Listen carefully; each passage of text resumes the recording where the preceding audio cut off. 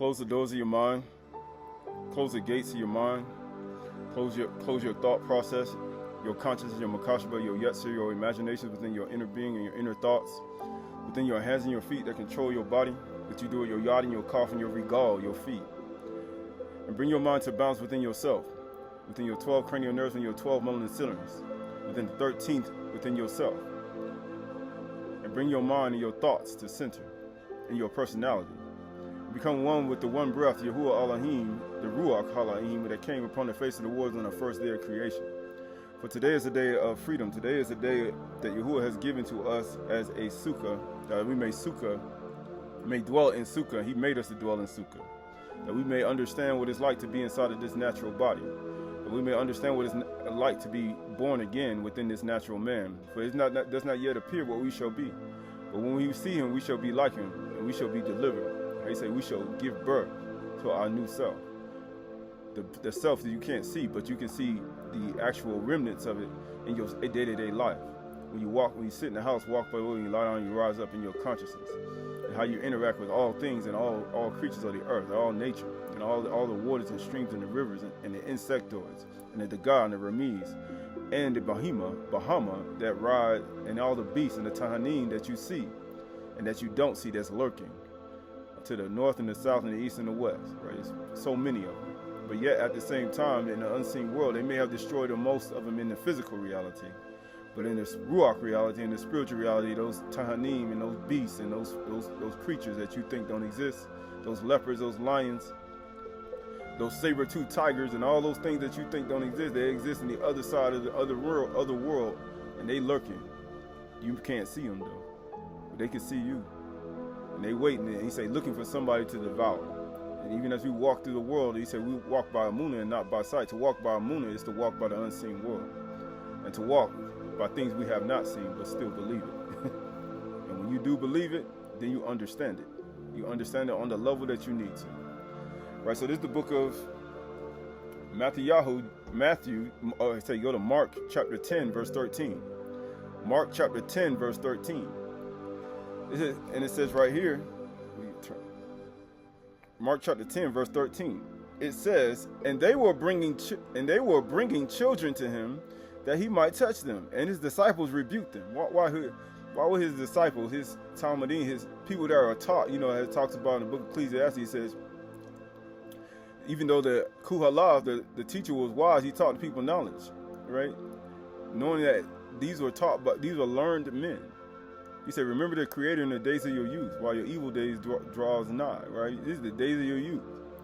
He said, why are you, and the disciples rebuking the young people, the youth, right? He says, but when Yahushua saw it, he was indignant and said to them, let the children come to me. So he rebuked them and said, let the children come to me. He said, let the children come to me. That's why when you start talking about things in the unseen world and things that most children will be able to accept them, right? If you don't understand it as a child, you will not understand what I just said. He said, what do you mean leopards and saber-toothed tigers and things in the unseen world? But they killed them all in this world. They killed them all. Well, majority of them, they extinct. But there are other things in the other world that you can't see. They lurking, and they all around. He said, why would I believe that? Because you have not understood it as a child. Right? There are leopards and all types of things you've never even seen before, seen and unseen. And it says, and might touch them, and disciples rebuked them. But when Yahushua saw it, he was indignant and said to them, let the children come to me, and do not hinder them. Why? Because when you start hindering knowledge, you open up the key, you allow people to go through the doors of knowledge and wisdom and understanding, but you change the keys. You take the keys away and they can't open it. Other people can't open it, just you. And then you find yourself like these disciples. Let the children come to me and do not hinder them, for such belongs the Malkut of Elohim. That's their kingdom. Truly I say to you, whosoever does not receive the Malkut, the kingdom of Elohim, like a child, shall not enter it. I'm gonna talk about a kingdom, a Malkut, that's gonna come, a place you haven't seen, from celestial nature to celestial world, with 12 gates, with 12 foundations, with pearls and it's transparent glass, and they're gonna be praising Yahuwah, and they're gonna have no need of the light or the sun, and then you're gonna be able to be changed in a moment, twinkling eye, and shapeshift out of your natural man and go to another world and see beings that you never even seen before. You say that to a human being that's grown, they're gonna be like, "What are you talking about?" They're gonna be like, "That's absolutely insane. What does that got to do with salvation? You finna catch a city. You talking about the asteroid cult that tried to catch the asteroid and he took an elixir and died. You talking about that? No, I'm talking about a city that's gonna come down. I'm gonna catch that city and I'm gonna ride out of here. And that's it. I'm gonna meet him in the air. I'm talking about that. That's crazy. Exactly. All that stuff you done lost and everything you've been through and all that stuff you saying you rather have. You say, yeah, that's something that you don't understand. This is Yeshayahu, Isaiah chapter 6 and verse 1. Isaiah chapter 6 and verse 1. Yeshayahu chapter 6 and verse 1. It says, in the year that King Uzziah died, I saw Yahuwah sitting upon his throne high and lifted up, and his train of his robe filled the temple. So in order for you to believe this, you gotta humble yourself like a child. You talking about he's sitting on his throne. Where his throne at? In Saudi Arabia? In Patmos? Where his throne at? Where is in Jerusalem right now? Where his throne at? It's on the top of Mount Kilimanjaro, right? Or it's over on top of the Andes Mountains. Somebody got up there and said, "I'm the Yahuwah himself," and people go flock to it. Then guess what? They're gonna wear all white robes and they're gonna be thinking that's him for real. But that's not. But it says, above him stood the seraphim. So in order for you to believe in a seraphim, that's an unseen being that's way more powerful than what you think. You gotta humble yourself like a child. Each had 6 wings. So you ever seen a creature with 6 wings before? You ain't never seen it. So Barak is he who have not seen and still believe it. You ever seen one before? No. He said with 2, he covered his face. And that's what you call Anu, Anah, Anua. That's what you call what? Humility. So you thinking about the seraphim that around him, and they're humble. It says, and with 2 he covered his feet, right? Because Yahusha said, he said, if you understand this, we talked about it during Pesach. If you understand this, when he talked about washing your feet, he said you can wash your body, but if your feet ain't clean, you ain't clean. And notice that what the seraphim did. He said, man, you know what? Let me cover my feet up. Let me cover my face and my feet. Because he knows, like, I ain't right. Only the person that's sitting on the throne, that's the only one. And they said, and with 2, he covered his feet, and with 2, he flew. So so imagine that. He bound down, got his face covered, his feet covered, and he just flying like this, blind, like, to Yahuwah. Like, think about that. He covered his face and his feet with his wings, and then flying with 2 with his face covered, and then he flying. He's like, that ain't no real, that don't even look like that's a strong bird or a strong animal. That it looks like it's futile. It's like, that's weak. That's what people would say, that weak. But guess what he said? It says, and one called to the other and said, Kudash, Kudash, Kudash is Yahuwah of hosts. That's why he's doing it. It's called humbleness, humility, Anu. It's called humble humility, Anu. The other creatures in the other world know this. And that's why he tells us it's required that we be sanah. That you do what? Love kindness and walk humbly before your Elohim. It is required. It's sanah. And the other creatures in the other world and the other beings do it. So therefore, you are required to do it. Are you going to stand up there and boast about how great you are? You're going to stand up and be like, yeah, you know, I'm so wonderful. See, now you think about, I'm wonderful counselor, the mighty Elohim, right? No, then Yahuwah looks at you like, no, you're not. And how we know this, right?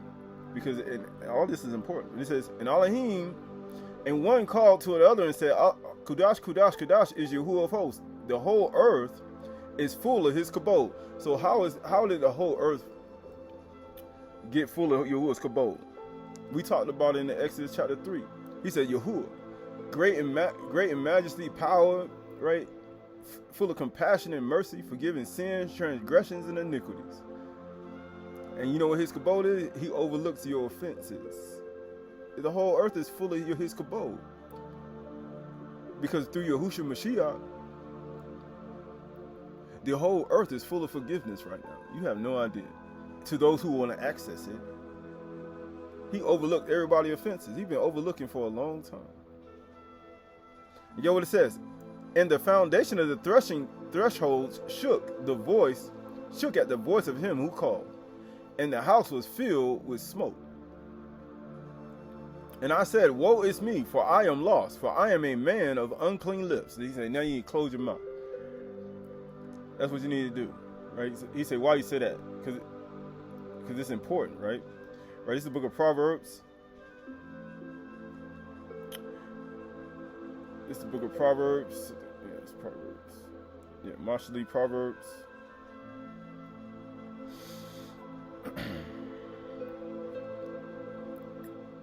Sorry. Yeah. This is the book of Proverbs, chapter... The book of Proverbs, chapter 13 and verse 1. Book of Proverbs, chapter 13, verse 1. It says, a wise son or daughter hears his or her father's instructions, but a scoffer does not listen to rebuke. Why? Because when you start to get to the level of understanding, now you see why Yahushua rebuked his disciples. Right? And it says, from the fruit of his mouth a man eats what is good, but the desire of the treacherous is for violence. Kamas. So what do you think Yeshayahu thinking when he's in the presence of Yahuwah? Whosoever guards his mouth preserves his life. What do you think he was trying to do? He's like, man, I'm a man of unclean lips. Let me not speak. And then he says, he who opens wide his lips comes to ruin. Why? Because he says you need to understand that you need to let your words be very, very few when you come in the presence of Yahuwah, right? Because this is all important. Going to Yeshayahu chapter 6, going back to Yeshayahu 6 and 5. And I said, woe is me, for I am lost, for I am a man of unclean lips, and I dwell amongst a people of unclean lips. For my eyes have seen the King, the Malach, Yahuwah of hosts. He said, can you see him? Because you know how you know you see him? Because he told the scribes and the Pharisees in John chapter 9, verse 41. He said, are we blind? He said, if you were blind, you would have no guilt. And what did the seraphim do? What did the seraphim do? He covered his face. The man say, I'm covering my eyes up. He said, if you were blind, you have no guilt. But being that you say you see, the being that you want to walk all proud and uncover your face, you think you're more powerful than seraphim, right? He said, your guilt remains. And now you see why Yeshayahu said this. For I am a man of unclean lips, and I dwell amongst a people of unclean lips. For my eyes have seen the King, Yahuwah of hosts. This is Ukanan chapter 9, verse 41. This is how fast Yahushua worked. People have no idea how fast he worked. Ukanan chapter 9, verse 39. Joshua chapter 9, Ukanan chapter 9, verse 39. Yahushua said to him, for judgment I am come into this world. Why? That's what this is. Why do you think we have these Chag Sukkah, and all these things? They call it. They say appear before Yahuwah. And now you see how you got to appear. People say appear before Him, and what you need to be saying. You need to understand you need to understand where you at and what you're doing. Because if you don't, you're gonna find yourself in real trouble, right? And he says, Yuchanan chapter 9 and verse 39. Yahushua said, for judgment I am come to this world, that those who do not see may see. Ain't that why the seraphim cover his face? And those who see may become blind. He's like, man. And guess what? Some of the Pharisees near him heard these things and said to him, are we blind, also blind? Yahushua said to them, if you were blind, you will have no guilt. But now that you say we see, your guilt remains. He said, man, I'm a man of unclean lips. That's what they should have said.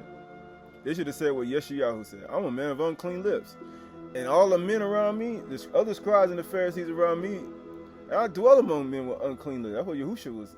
He was dwelling among men with unclean lips. He said, for my eyes have seen the King.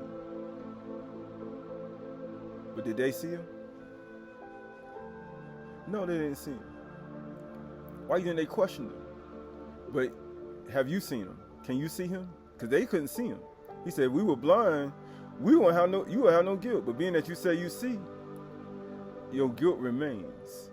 I'm a man of unclean lips. That's what you need to understand. Right? That's why all these things you don't need to utter out of your mouth, and people don't need to understand why you need to guard your tongue, or you're going to come to ruin. Right? Going back to Yeshayahu chapter 6, we're going to get out of this real quick. Isaiah chapter 6 and verse 1. Isaiah chapter 6, verse 6. Isaiah chapter 6 and verse 5. And I said, woe is me, for I am lost. Why do you think Yahushua said, I come for the lost sheep of the house of Yasharal? Isn't that what he said? He said, we lost. For you know how you gonna know you lost? You know, I said, I ain't lost. For I am a man of unclean lips. That's how you are lost. Believe me. Look at what you say out of your mouth. All the filthy stuff you say out of your thought process in your mind, in your mouth. For I am a man of unclean lips. That's what you need to confess right now. You said, why people say, and we're in the presence of Yahuwah. You said, why are you in the presence of Yahuwah? For I am a man or a woman or a child, because we talked about the children saying things they ain't got no business saying, of unclean lips. And I dwell in the midst of a people of unclean lips. So please don't be thinking like the people you amongst right now and everybody you live in, they ain't got no unclean lips. Man, my people, everybody right. Everybody good. No. That's the whole point. If we were all correct and we still ain't had work to do on ourselves and the inward, man, then what's the point? Yahushua would have came back by now. Which means that we still have things within ourselves that still has to be getting out of. I say, and that's the only reason he even allows us to keep practicing. He said, practice. Practice makes perfect. Keep on practicing. Keep on practicing. That's the only reason he allows us to. What's the point? Why you keep letting it go on? Because y'all ain't connected back. Y'all still don't even know what the name of that bird is that just said that without looking in the book or Google. Don't Google it. Don't go online. Don't get the app. You know, they got the Wizard app, the Merlin app. You go ask a wizard. You gonna ask a wizard to do it for you? Nah. No. See, y'all still got a lot of stuff. Can you hear the animals? Can you hear the birds? Can you hear all these things? You understand a lot of. Have I taught it to you? I ain't talking about some demon teaching it to you. I'm talking about, have I said it to you? You understand a lot of things. Can you hear the spirits? Can you hear the spirit? They crying for me. Can you hear them? No. Then he said, be humble for your lack of knowledge. Right? Because everybody, you need to be humble. For I'm a man of uncleanness, and I dwell amongst the people of uncleanness. From my eyes I've seen the King, the Yahuwah of hosts. What do you think we're doing right now? Why do you think, have you seen Yahushua yet? Because if you're humble and you knew Aydah, and you blind, he opened your eyes, and you can see that the people who don't do this, eyes ain't open. When their eyes are open, they think they can see, but they can't, because they got unclean lips and they think they can see. But he said, if you realize you got unclean lips, you can see. You can see the King. You're not going to be able to see the King. Man, I'm a man of unclean lips. I'm a man or woman child of unclean lips. Therefore, I can see the King. I need him to lead me. I need him to tell me what I need to do. You know what it says? Then one of the seraphim flew to me. And let me guess, how you think he flew to you? Let me guess, he flew with his face uncovered, with his feet uncovered. No, he flew the same way you just read about. Can you imagine the seraphim flying to you like that? Face covered, feet covered, and then flying to you. And what did he do? Then one of the seraphim flew to me, having his hand a burning coal that he had taken from the tongues from the altar. Why? Because that's why we burn things in the fire. Why do you think we make offerings by fire? Morning fire offerings and evening fire offerings. That's how you get a hot coal. And he touched my mouth and said, behold, this has touched your lips. Your guilt is taken away. Now you see why Yahushua said, being that you say you see, your guilt remains. Have you seen the King yet? your guilt still remains. It's still there. But he said, if you were blind, you have no guilt. You'd be like that seraphim. And if you say, being that you say you see, your guilt remains. You should have just said, I'm a man of unclean lips and I'm blind. Verse 8 says, and I heard the voice of Yahuwah saying, whom shall I send? So once you see the king, he said, I'm a sent one. You know how they say? He said, whom shall I shalak? He said, and who will go for us? He said, who gonna go for who? Go for who? Go for another human being. Another human being. No, he said, who gonna go for us? We talking about this higher, way higher than what people think. Who gonna go for us? Then I said, here am I. He said, here am I. Send me. You can send me. And he said, go and say to this people. Right? So he said, go. And guess what he said after that? Go and say to this people. This is what he wanted me to say. Keep on hearing, but do not understand. Remember we talked about who hardened your heart? He said, who hardened Pharaoh's heart? Who hardened these people's heart? Why have you caused us to go from your way? Yeshayahu 63. He said, go and keep on hearing. But he said, keep on hearing, but do not understand. That's all he's saying. Don't understand it. And you know what he said? Keep on seeing, but do not perceive. Because you think you see. Being that you think you see, your guilt remains. Make the heart of this people dull, and their ears heavy. We talked about laying aside every weight and the sin. Or he said, you'll light it off your mind, right? But being that you have all that guilt, you have all that weight on you, your mind ain't going to be lightened. Here's what he says. He says, make the heart of this people dull, and their ears heavy, and blind their eyes. And that you think you see, your guilt remains. Einu, Enua, Adnan, Shafal, Sana. You need it. Or you think you see. No, you don't. He said, man, I want never that. Even though I had Yahushua on my tongue. He said, oh, you want never that. Lest they see with their eyes, and hear with their ears, and understand with their heart. What does that sound like? Why would he say blind them? Don't let them hear with their ears and blind their eyes. And he says, lest they see with their eyes and hear with their ears and understand with their heart and turn and be healed. Why would he say that? Right, this is the book of Bereshit, Genesis, chapter 1. Actually go to Genesis chapter 3 and verse 20. 3 and verse 20. And it says, and the man called his wife named Kuah, because she was the mother of all living. And Yahuwah Elohim made Yahuwah Elohim made for Adam and his wife garments of skin and clothed them, right? He said, I got to put some skin on. Then Yahuwah Elohim said, behold, the man has become like one of us, knowing good and evil. It says, now lest he reach out his hand and take also from the tree of life and eat and live forever, right? That's why he said that. Keep on hearing, but don't hear. Keep on seeing, but don't see. Lest they hear with their, let's say hear with their ear and see with their eyes and understand with their heart, and they be converted, and I will heal them. Because you just like Adam and Kuah. You still don't see that you blind. You poor, you pitiable, you blind, and you naked. You still don't understand it. But being that you think you see, your guilt remains. Therefore, Yahuwah Elohim sent him out of the Gan of Eden to work the ground from which he was taken.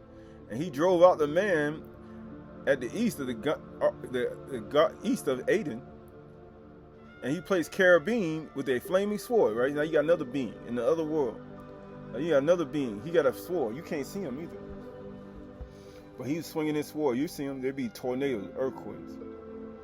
They'd be whirlwind, hurricanes, right? He got a sword. Pestilence, earthquake, plagues, right? All types of things. Make people vaporize, go to the other world. Spontaneous combustion, right? Taking you into, how people be tapping into that stuff. You would be like, that's a violation from the cosmic forces, right? from the higher orders. So you not gonna spontaneous and go to the spirit world without Yahushua Mashiach. Ain't nobody gonna be changing the moment, twinkling of an eye, going no higher Shamayim.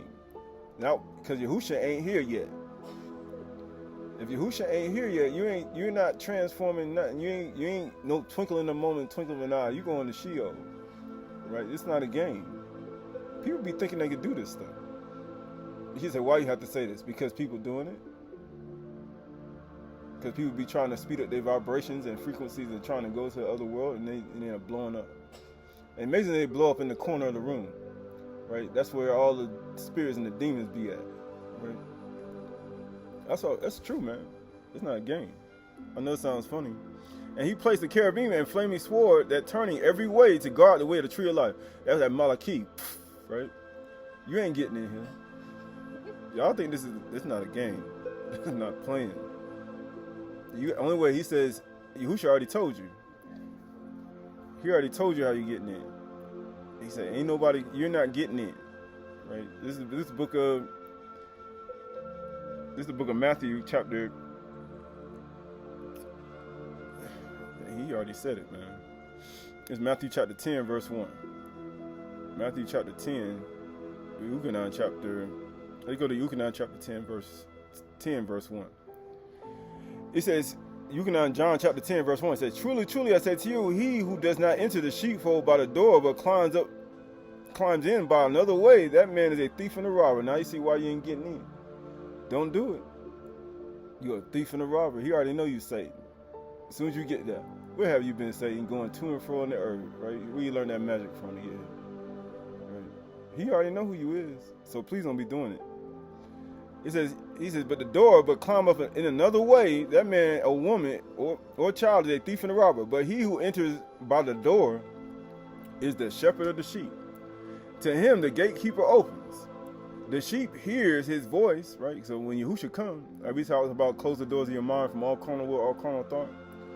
When Yahushua knock on your door, the gatekeeper coming in. You the gatekeeper of yourself, your own mind, your own thoughts, and who you are. And guess what? When the shepherd of the sheep want to come in, you the gatekeeper, and you got to open to him. Because he the master of the sheep. He the master. You the gatekeeper. He like, hold on, I ain't letting you in. I'm not letting no words in my mind. You're not getting in here. Or it's just like any other thing. Or a man letting some people in his house. Like, or a woman letting people in his house. He's like, no, you're not coming up in here with them demons. And no. Hold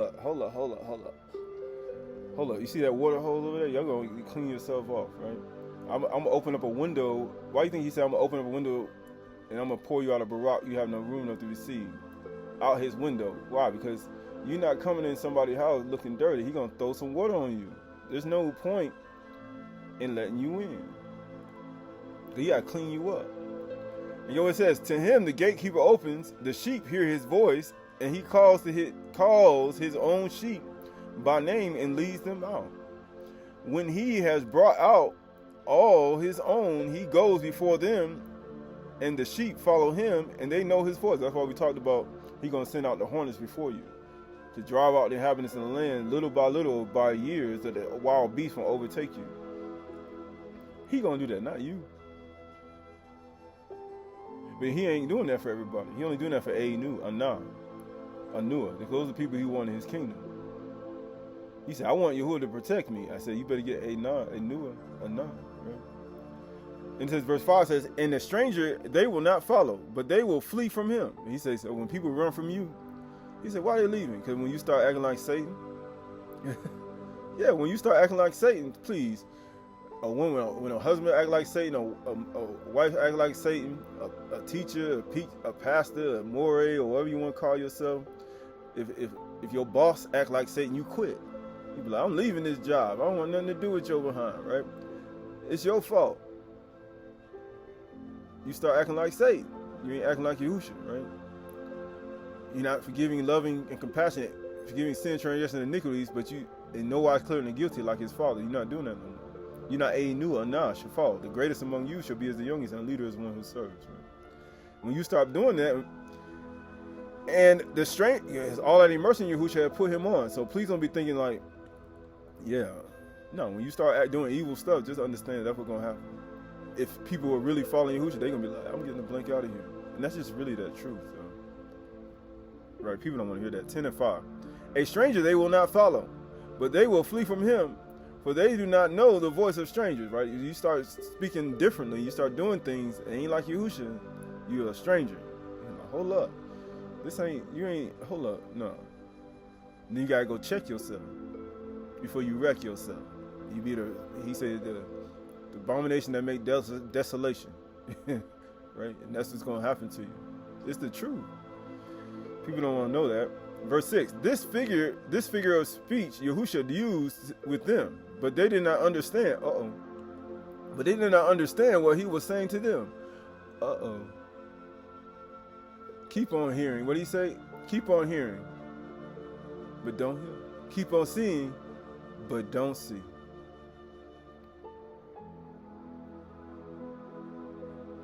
Now you see why. Who did that to you? The other person did that to you? Yahushua ain't do that to you. Well, there's only one person who could do that. Yahuwah himself.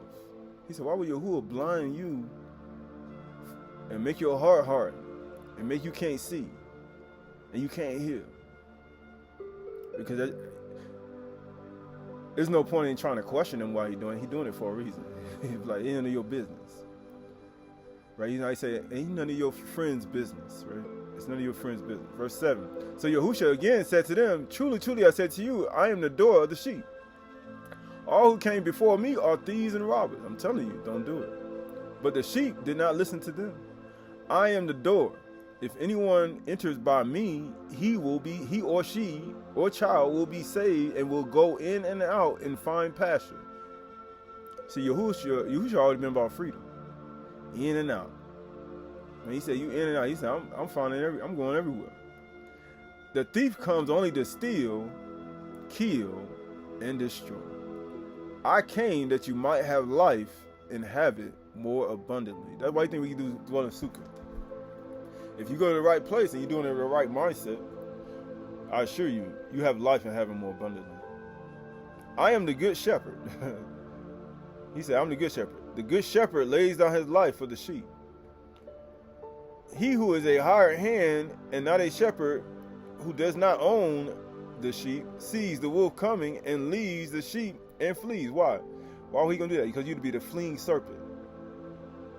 Oh, we talked about this already. But they'll make, you know how Satan do, he'll know how to make you look like the fleeing serpent and then try to fix it on you and then try to make you look like you the fleeing serpent when it's really you the fleeing serpent.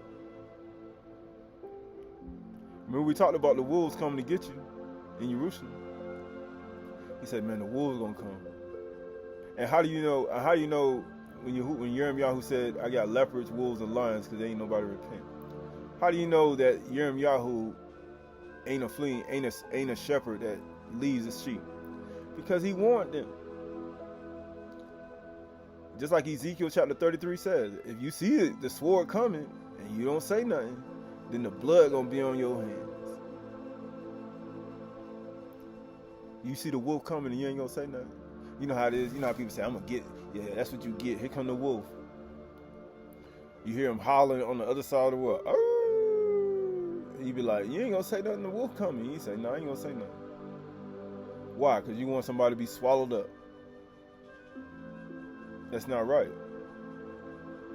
You are, he say, you are a accomplice in murder. That's how Yahushua look at it. You're an accomplice. And that's what it says. He flees because he has a hired hand and cares nothing for the sheep. He don't care about you. Believe me. If nobody warn you and tell you these things about what I'm well, even some things I'm telling you, most people ain't gonna say it because they don't want you. They want you to get caught up in it. They want you to die. They hope you die. They hope you fall off a cliff. They hope you die. Right? They hope a lion comes swallow you, a leopard. They hope you quit. Right? They hope all the time. These people don't care about you. Verse 14, I am the good shepherd. Why do you think Yahushua said I'm the good shepherd? I know my own and my own know me. And how do you know him? This is why we know him and keep his commandments. That's how we know. When Yahushua speak, we understand it. Just as the Father knows me, I know the Father. And I lay down my life for the sheep. And I have other sheep that are not of this fold, and I must bring them also. And they will listen to my voice, and they will be one flock and one shepherd. Right? He said, why would he say that? Right? You look at, this is the 15th day of the 7th month, which is the 15th letter of the alphabet. And you say, what is that? That's it's psalmic. It means support, pillar. It means fortifications. Because he's going to protect them. He said, I'm going to lay down my life for the sheep. Why do you think Dawid went to go get him? Shelter. You're going to be a shelter. It's like, it's a skeleton, a spine, a branch, a tower. It means to protect. He said, I lay down my life for the sheep because he's protecting you. See, Yahushua ain't like, Yahushua like, I do it always to the, he said, I lay down my life. Verse 17, for this reason the Father loves me. That's how you know. When you're willing to give up your own life for one of the Yahuwah's people, or one of his children, Yahuwah like, man, I love you. Man, you work like that for me? Man, you willing to go get one like that? He's like, that's what I'm talking about. Man, you willing to lay it all on the line just for one?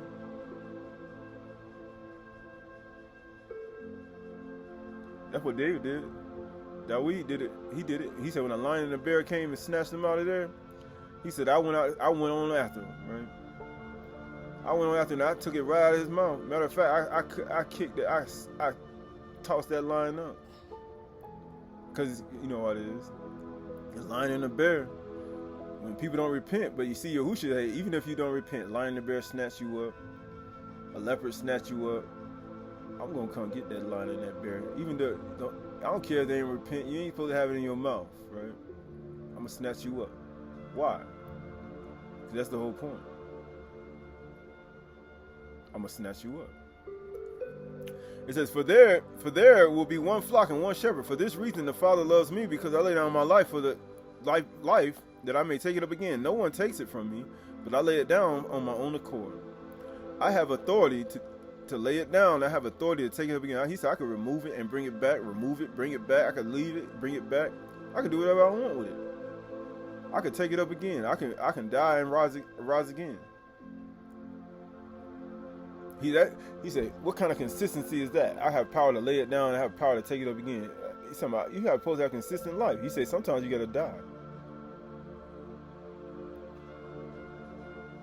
Sometimes you got to die to yourself. You got to die to who you are. You got to die to your mind. You got to die to what you want to do, your desires and wants. You got to die to even your own pleasures.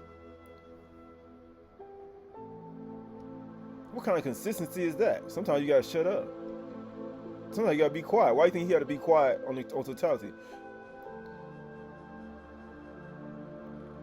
Sometimes you got to be hungry. Sometimes you got to be full. Sometimes you got to be abased. You got to get smacked in the face. Sometimes you just got to sit there and look at them with love, right? Just like how the king had to do. Or sometimes you got to do a lot of things. You got to be versatile. Right? It's just like a woman who has children, or a virtuous woman. She got to rise early. She got to keep the lamp burning. Then she got to sow. Then she got to go buy a field. She got to plant seeds. Then she got to lift it up. Then she got to cook. Then she got to clean. You got to carry a child for 9 months. Then she got to give birth to the child. Then she got to go through. Then she want to give the child over to the father because she tired of him, because she don't want to deal with him no more for 1 day, 2 days. Then she got to get her mind back. Then you got to do all that. Then the man got to die to himself. Right? That's what Yahushua do. That's how he worked. That's how Yahushua is.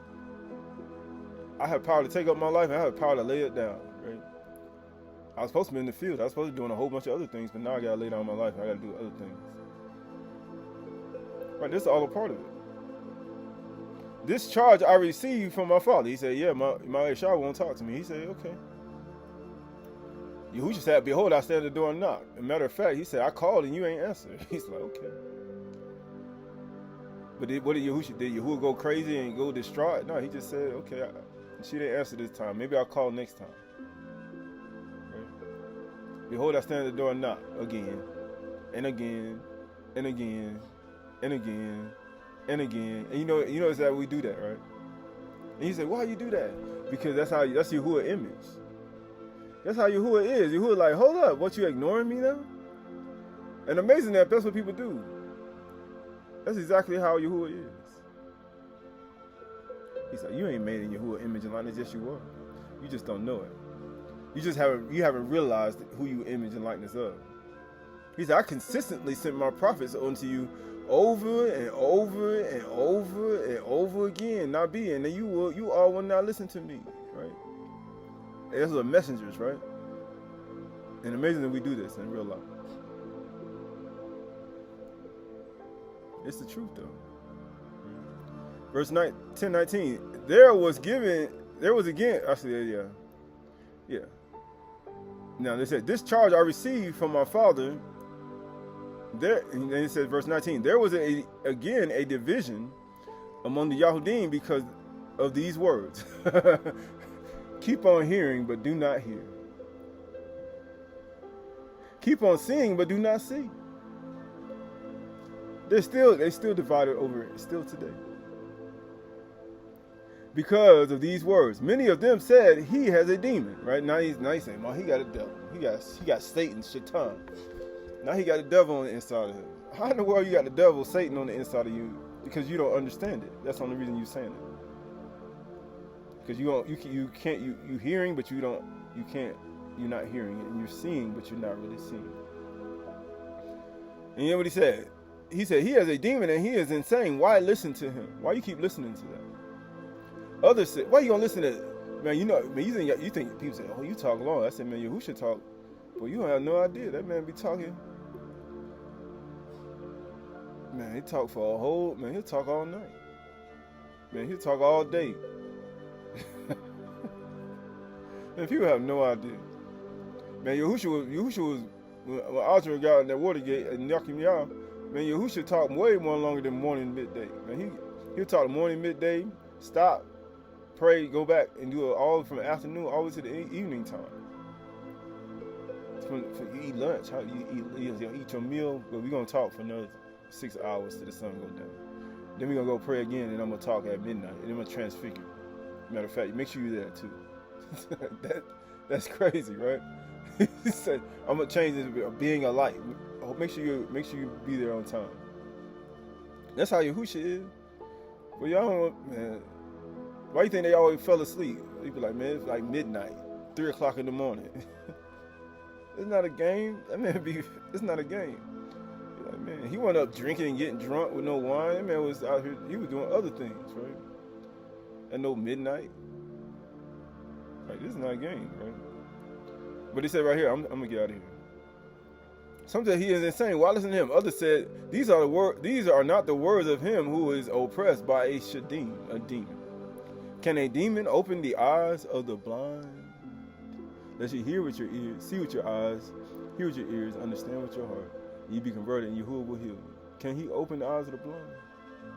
Oh, those only for people who realize, man, I'm a man and woman or child of unclean lips. And I dwell amongst people of unclean lips. Those are the people he opens the eyes of. Right. But this is all a part of it, right? This is all a part of it, right? So this is the book of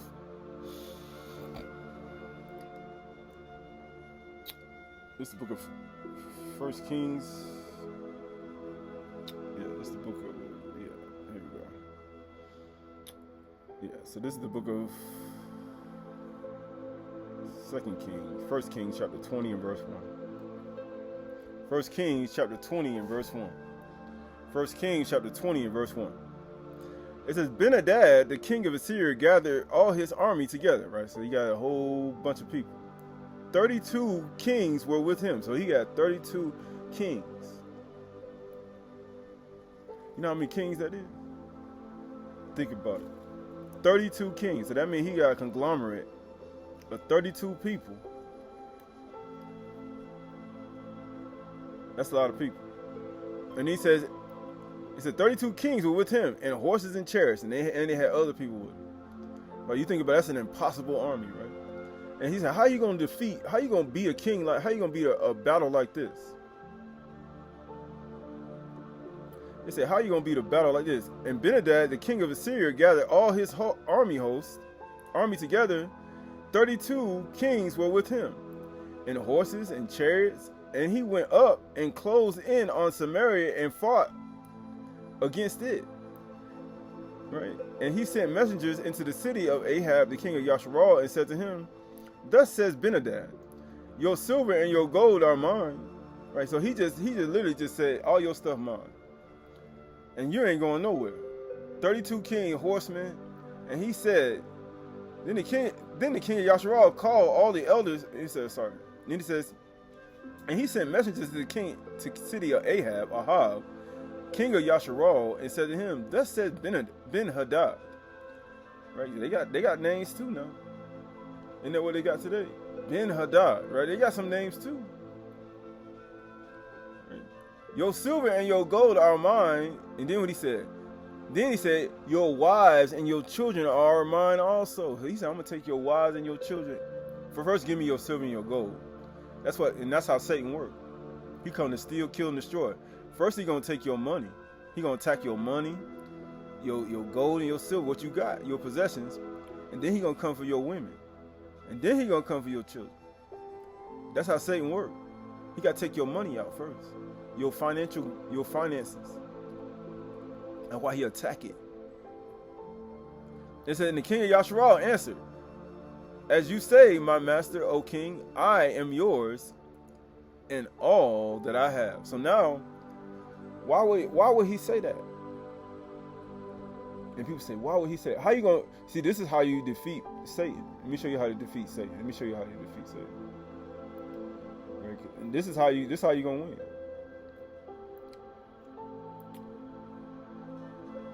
Right? This is how you going to win. This is how you beat Satan. He said, how you beat Satan? You got to operate or something. Right? So this is the book of Matthew. This is the book of Matthew chapter 5 and verse 38. Matthew chapter 5 verse 38. You have heard it was said, an eye for an eye and tooth for tooth. But I say to you, do not resist the one who is evil. Right? What do you think he just did? He followed the teachings of Yahushua Mashyach. That's how you beat Satan. You get what it says? And he says, if anyone slaps you on the right cheek, turn him the other cheek. He's like, man, everything I got is in your hand. You can have it. But then he said, and if anyone would sue you and take your tunic, let him have your cloak as well. He's like, you can have everything I got. Amazingly, he just said everything he had. It's kind of remind you of somebody. Remember Jacob, when he sent everything he had to Esau, he would come to kill him. Then he sent his wives on the other side. He was left alone. He had nothing. And then he wrestled with the Malachi. And guess what? He said, you prevailed. How else you going to win with Satan? Sometimes you're going to have to get everybody away from you. You're going to have to get everybody away from you to save their life. He said, you got to lay down your life for them. Why do you think Jacob did that? But this is what I'm trying to say right here. And this is verse 41. And if anyone forces you to go 1 mile, go with them 2 miles. Give to the one who begs from you, and do not refuse the one who would borrow from you. Right? And these are all a part of these things, right? And this is how you win, because people don't know how to win. Because Satan always remember, he's trying to get in your head. Because when you think about it, somebody say that to you today, in this world, right? It's going to get in your thought process. It's going to mess with your mind. He's like, you're going to take all my money and my wives, and it ain't just got to be that. It could be in a different form, but it'll be the same type of, in the spirit world, it'll be something totally different, but it'll be the same form, right? And it says, the messengers came again and said, thus says Ben-Hadad, I sent to you, saying, deliver to me your silver and your gold, your wives and your children. Nevertheless, I will send my servants to you tomorrow about this time. Didn't that sound like all Yahoo? He said, this time tomorrow, all Yahoo, I'm going to kill you. And now you see why you think we dwell in these booths. There's a reason why we dwell in these sukkah booths. He make it go on some sukkah. You need to understand, I made y'all to dwell in sukkah. There's a reason why. Nevertheless, I will send my servants to you tomorrow about this time. And they shall search your houses in your house, in the houses of your servants, and lay hands on whatever pleases you and take it away. Now you see why he said, I need y'all to go dwell in temporary booths. Because this might, you see what I'm saying? And then he says, this might happen. I need you to go dwell in Sukkah. Because they can come take your stuff. This is not a game. People say, this is why he tells you to. Then the king of Yasharal called all the elders of the land and said, mark now and see how this man is seeking trouble. For he sent to me for my wives and my children and for my silver and my gold, right? But notice he ain't said it in the order that he said, right? The only thing he thinking about, hold up, this man just asked for my wife and my children. Like, that'd be the first response, like, hold up, my wife and my children. Then he asked for my money. You think, nah, he put the women and children first, though, before the money. See, that's what you got to understand. He put the women and the children first before the money. Because he put the money first and then the children. You see how he thinks? And then he says, and for my silver and my gold, and I did not refuse him. I just said, take it all, right? Because you have that type mindset, because you can't. And there's a reason why he said that. And all the elders of all the people said to him, do not listen or consent. And he said, man, don't you even dare follow the teaching of Yahushua Mashyach, right? Don't you dare. But this is what he said. So he said to the messengers of Ben-Hadad, tell my master, the king, all that you first demanded of your servant, and I will do. But this thing I cannot do. Which thing you think he thinking about? He said the first thing he said. What was the first thing the king asked for? Silver and gold, right? Wasn't that the first thing he asked for? He wanted the money. He said, man, I want to take your silver and gold, let him have it. But what's the one thing he wouldn't let him take? The women and the children. You know why? You know why he didn't do it? He that is a hireling, see the wolf come, and he'll flee.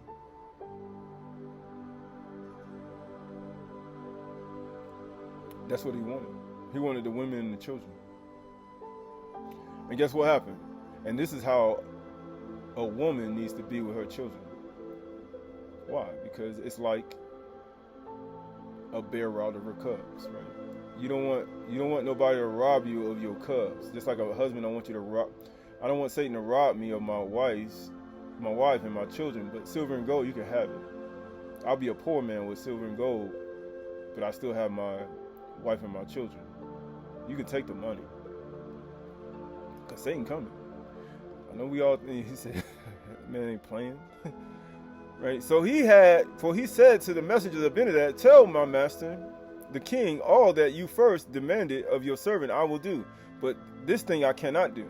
And the messengers departed and brought him word again. And Ben-Hadad sent him and said, the gods do so to me, and more also, if thus Samaria shall suffice and handfuls for handfuls of all peoples who follow me. Now he said, I'm gonna kill all y'all. And the king of Yasharal answered, tell him, let not him who straps on his armor boast himself as he who takes it off. And now they drawing words back now. He said, you didn't get my wife and my children, you get the silver and gold. Remember, he wanted silver and gold and the wife and the children. And he's like, you're not getting the wife and the children. He said, okay, I'm gonna kill all y'all now. And I'm gonna take what I asked for, right? You can't cut a deal with Satan. Ain't no deal cutting with Satan. You can't cut no deal with Satan. You can't sign your soul over this person. Notice how they talking back and forth. He ain't saying, you can have the money. You can sue me. You can take everything I got. Man, you take my cloaks, my clothes, my money. But there's one thing you can't have, right? And then he says, when Ben-Hadad heard this message, as he was drinking with the kings in the booths, that word for booths is sukkah. Isn't that what people do today? Getting drunk in their sukkahs. Getting drunk. I'm going to take your wife and your children and your sister. I'm going to swallow up your whole thing you doing. You all drunk in your sukkah and you be saying stuff out of your mouth. I'm going to take your wives and your children. and your money. And I'm going to take all the stuff you supposed to be for you, it's going to be mine. Man, you ain't never did anything in your life, right? Not even knowing. Yahuwah be watching us. He be watching us. He drunk in their sukkah, right? He said to, and he says, you know what he said? And he was drinking with the kings in the booths, like 32 of them too. 32 kings, right? He had 32 kings with his men, right? They were deep. And he said to his men, take position, take your position. And they took their position against the city, right? And then they you know what they do? You want to come in, you want to be bold. No, you want to come. No, you still want to come. Even after I obeyed what Yahushua said, I gave you everything he told me to do. He said, they want to take everything you got, take it, but you ain't getting the souls though, because I laid down my life for the sheep. What did Ahab just do? He just laid down his life and he took it up again. I can lay down my life. I can give you all my gold and my silver, and I can take it up again because I am not a hireling, and you're not taking my household or our households. Right? And that's what Yahushua. And he said the Father loved the Son. And then what he said? That's why the Father loves me.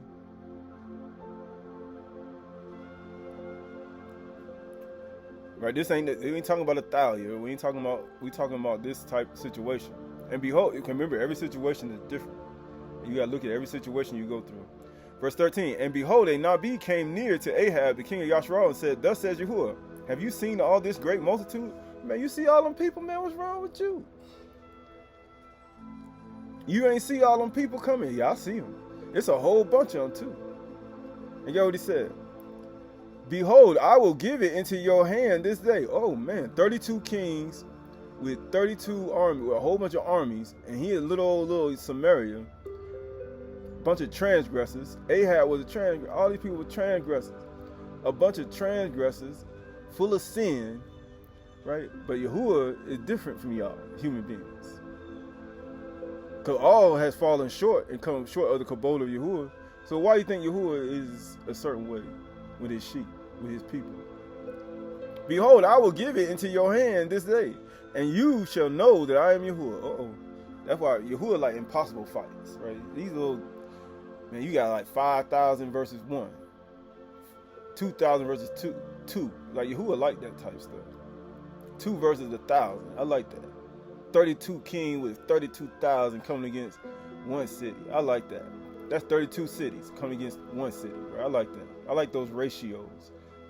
5,000 versus 2. Right? I like that.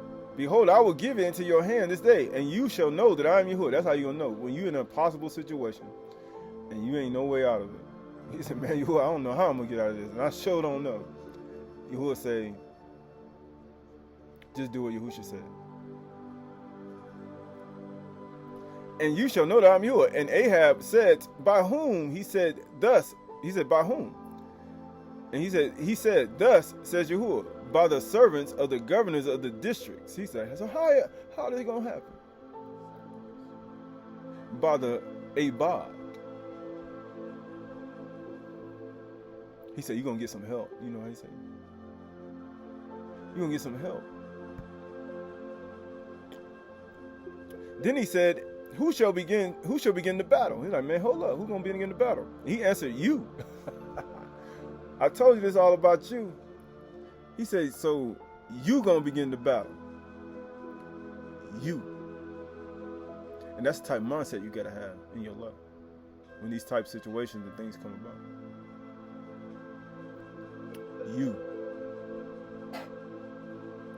You. Then he mustered the servants of the governors of the districts, and they were. And you know why? You know why he did it? He said, why he said that? Be doers of the word, not hearers only. You be deceived if you ain't do it. He like, you gonna do it. Then he mustered the servants and the governors of the districts, and it says, and they were. And after them, he mustered all the people of Yasharal, 7,000, right? So you got 32 cities, 32 kings going against 7,000. They ain't know. He said, but with Yahuwah, it's different, right? And it says, and they went out at noon. beware. That's a prayer time. He say people praying and now people fighting and praying at the same time. But that's a whole nother subject. Now we fighting and we praying at the same time. Because you can fight and pray at the same time. You can. And guess what? And while Benedict was drinking, you see, this is what you don't want to do during Sukkah. You don't want to be doing it during Sukkah, especially when you talking, boasting words and talking about what people ain't and what people not.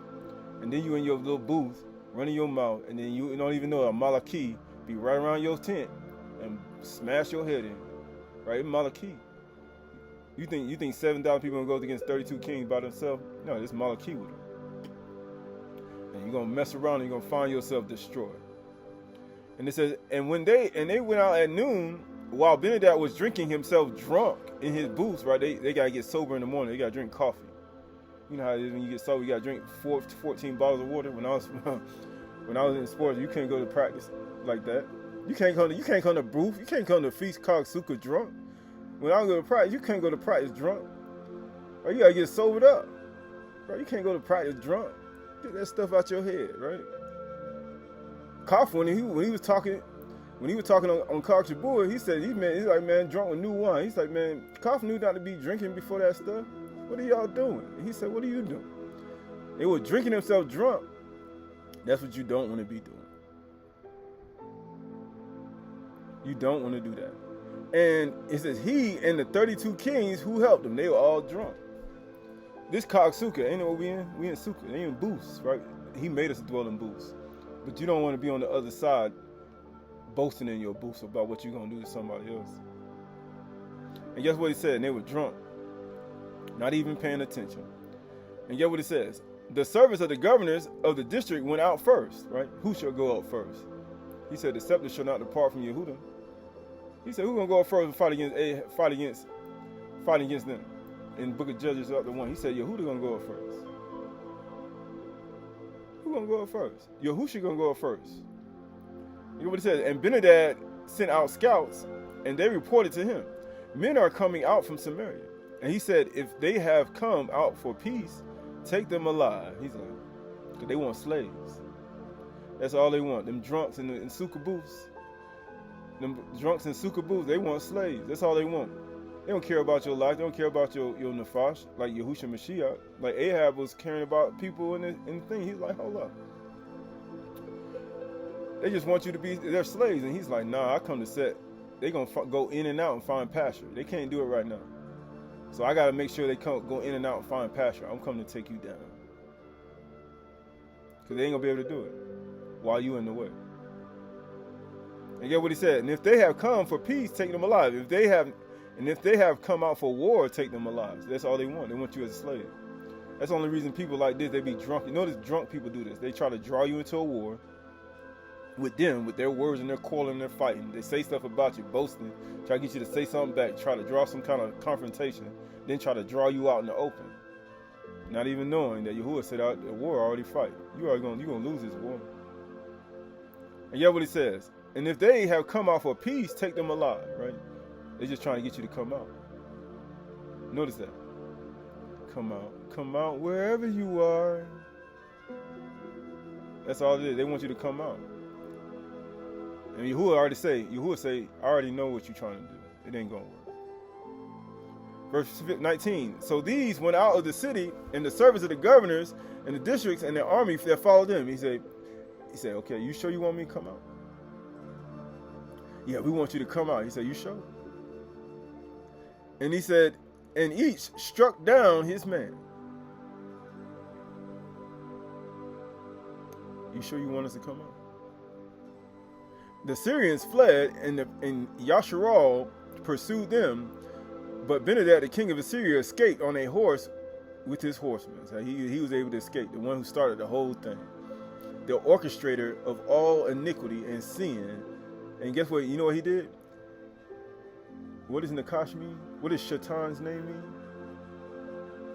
We read in the book of Job, what does your Shaitan's name mean? The fleeing serpent. You can see that, right? The fleeing serpent. There you go. Always trying to start some junk, Then guess what? Him and his Malachi, his little messengers, isn't that what happened to Jared too? He got him to come down from the mountain. And then what did he do after he started? Next thing you know, the men with them beards, they gone. Same thing here. He started the whole thing. Give me your wife and your children. Isn't that what they did with Jared too? And the Syrians fled, and Yasharal pursued them. But Benadad, the king of Assyria, escaped on his horse with his horsemen. And the king of Yasharal went out and struck the horses and the chariots, and struck the Syrians with the great blow. Then the Nabi came near to the king of Yasharal and said to him, "Come, strengthen yourself." Isn't that what happened to Yahushua? When he was fighting against Satan in Matthew chapter 4. Then a Malachi came and strengthened him afterwards. He said, "I have power to lay down my life, and I have power to take it up again." Because he fasted 40 days and 40 nights. Fought with Satan, and he took up his life again, and Malachi came and strengthened him. And that's what Ahab just did here. He just strengthened himself. And consider well what you have to do. So now you gotta still think about strengthen yourself and consider well what you have to do. For in spring, so please don't be thinking we in Sukkah booths right now. You know how we in Sukkah. You know, everything great. Yeah, you know, we good. It's fall, harvest, and everything. But understand what you got to do. In the spring, the king of Assyria will come against you. He coming back. Satan coming back, man. Please don't be thinking. We want to dwell in shalom and peace and tranquility and everything like that. But we know that Shaitan is coming back. I was expecting you. Aha, you've arrived, right? I'm already expecting you. I already know you coming. What do you think I'm preparing for? He's like, man, you getting ready? He said, yeah, I got everything ready, right? You better fortify everything. That's what Samach means. That's why it's the 15th letter of the alphabet. It means fortification. It means you gotta get ready. This is not a game. He said, oh, this is spring. This is the heart. Yeah, this is the time that you gotta get ready. You can start getting your mind right. Because this thing coming right back around. And it's not going, just like we dwell on the mountains, you know how Gog and Magog was on the mountains in peace. Here come Gog and Magog, mess stuff up. You gotta be ready. Verse 23, the servants of the king of Assyria said to him, their gods are gods of the hills. And so they were stronger than we. Now they try to make up, they had the gods of the hills. The gods of the mountains. You know how the gods of the mountains, right? They don't want to acknowledge Yahuwah. They doing opposite of what the men did on the boat with Yuna. The other people of Yuna, they were like, man, they offered praises to Yahuwah. Like, man, look at here. They were like, no, it's the other gods of the hill. They'll never give credit to your God, your Elohim. And so they were stronger than we. That's why they beat us. You know how it is when we lose? We're like, yeah, they only beat us because we only did this and this. We did this wrong and we did this wrong. And they had this other God of the hills. That's why they won. See, everybody try to make excuses why they lose. And amazing people do that today, right? And you know what they say? But let us fight against them in the plain. He's like, let's bring it back to our home field. To the plain. And surely we will be stronger than they. He said, they won't beat us then. I bet you they won't beat us then. And it says, and do this, remove the kings each from his post, and put commanders in their place, and muster an army like the army that you have lost, horse for horse and chariot for chariot. Then we will fight against them in the plain, and surely we shall be stronger than they. And he listened to their voice and did so. Who do you think that is? He said, Nabi already said that he coming back in the spring. That's Satan. They planning it. They already planning it. That's why Shaitan do. He already planned it. And the Nabi already warned the king of Yasharal. He coming back in the spring. You better get ready. He coming back. And that's how he worked, right? And get what it said. Verse 26. In the spring, Benadad mustered the Syrians and went up to effect and fight against Yasharal. So please don't be thinking he ain't coming back. Right, he coming back. And this is all a part of it. He said, so why we went there, right? Right, so this is the book of Jeremiah, chapter 45 and verse 1. Jeremiah chapter 45, verse 1.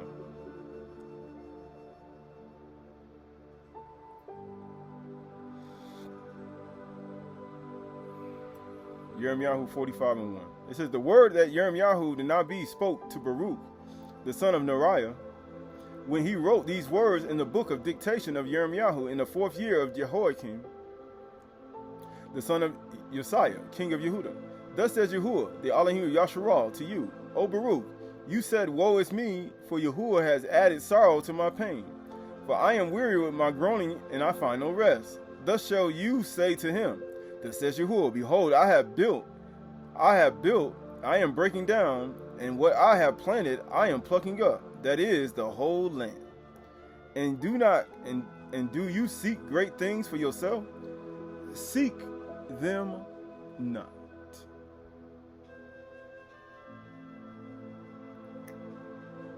Why would he say that? Because it's all a part of Yahusha's teachings. Right? It's all a part of his teachings, right? So this is the book of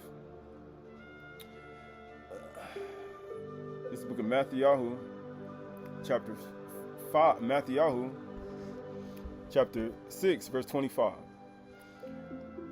Therefore, I tell you, do not be anxious about your life. Right? These are all the teachings of Yahushua Mashiach. And what will you eat and what you will drink? Know about your body and what you will put on. That's what we do, right? We always think about what we're going to put on. First thing that pops in our mind, frontal lobe, right? When you have this type mindset, you're going to give your women and your children when they turn that war. You're going to hand them over. You're going to hand over the souls. You know what I'm saying? You're going to want to hand over the souls, right? He said, how do you know this? Right, this is the book of Bereshith, Genesis. Bereshith, Genesis. It said, how you know you ain't like the good shepherd? Right, this is the book of Bereshith, Genesis, chapter 14. Bereshith chapter 14 and verse 1. 14 verse 17. Let's go 14:17. And after his return from the defeat, Lumeria and the kings who were with him, the king of Sodom, went out to meet him at the valley of Shabath. Right, they lost too. Right, they lost that battle too now. Just like king of Assyria, they lost. Man, this ain't nothing new. You come, all right. Abraham was a friend of Elohim, right? That's what he said, right? And Melchizedek, king of Salem, brought out the bread and the wine, and he was a priest of Elohim, right? And he baraked him and said, Barak be Abraham, by the Most High, possessor of Shamim and Earth, and he baraked the Most High Elohim, and he who has delivered your enemies into your hand. What do you think king of Assyria was? What do you think he was? And Abraham gave him a tenth of everything, right? So Abraham giving away his money. And what the king of Assyria asked? He's like, you want my money? But you ain't getting the wife and the children though. I'll give you the silver and the gold. Notice he gave all his money to Melchizedek, Malachzedek. That's like you cast all your cares upon me, for he cares for you, right? But get what he said, verse 21. And the king of Sodom now, here comes the other payment. Render unto Caesar what is Caesar, and render unto Elohim who is Elohim, right? That's what you're seeing right here. Render unto Caesar what is Caesar and Elohim, right? And the king of Sodom said to Abram, give me the persons, but take the goods for yourself. He's like, so I want you to give me the women, men, women, children, the souls. I want slaves, right? That's all they want. They want slaves. But you can take your goods to yourself, though. Just give me all the women. I just want all the women. That's all I want. I want the men, women, I want slaves. But Abraham said to the king of Sodom, right? And this is what you got to say. I have lifted my hand to Yahuwah. And what hand is that? Your yad. That's why we did kafar. We did kafar. We already repented. He said we already did a kafar. We released everything. And we already kafared. And we were covered in the blood of Yahushua Mashiach. I swore with my hand. I lifted my hand up to Yahuwah. And you know what he did? The Elohim, Most High, possessor of Shamaim and Earth, the highest Shamaim and Earth, right? That I will not take a thread, right? So understand something. When you put Yahuwah's name on something, you can't take his name in vain. He said, I will not take a thread or a sandal strap or anything that is yours I don't want nothing from you. I don't want your advice. I don't want your anything you got to say. I don't want nothing you got. He said, I don't want nothing you got. I don't want your advice. That's what Abraham said. I don't want nothing from you. I don't even want you to even think in your head that I even took anything from you. That's even words of advice from you. That's what King of Sodom and Gomorrah is doing right here. Trying to give me advice. Give me the souls, and you give me. You can keep the good. That's advice. That's counsel. Isn't that counsel and advice? I don't want your advice.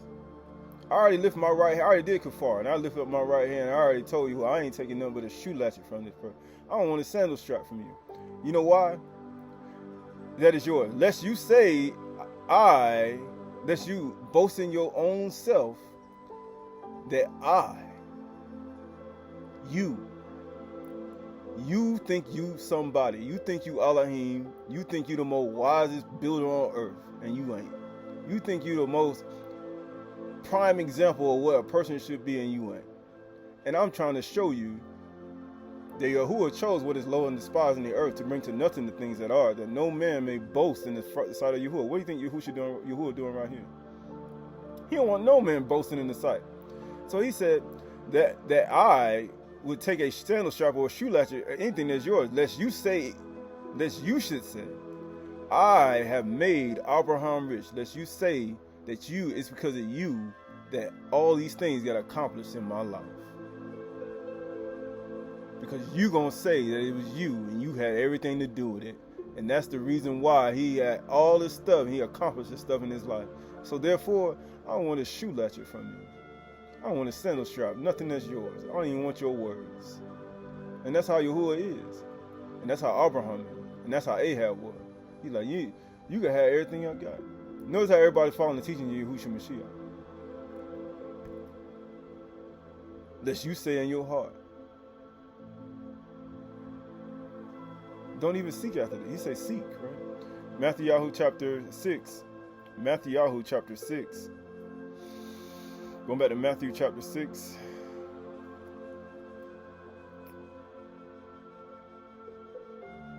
Matthew chapter 6 and 25. Therefore I say, do not be anxious about your life and what you will eat and will drink, nor about your body and what you will put on. Is not life more than food, and body more than clothing? You can keep the goods, though. He said, man, I lift my right hand up already. I already told you. Who swore Yahushua Mashiach's blood on the 10th day of Kafar, on the yard. He said, why would I do that? You can keep the goods, though. Give me the souls. Give me the slaves. That's what Satan do. That's Shaitan, man. That's him. That's him, man. That's how he talk.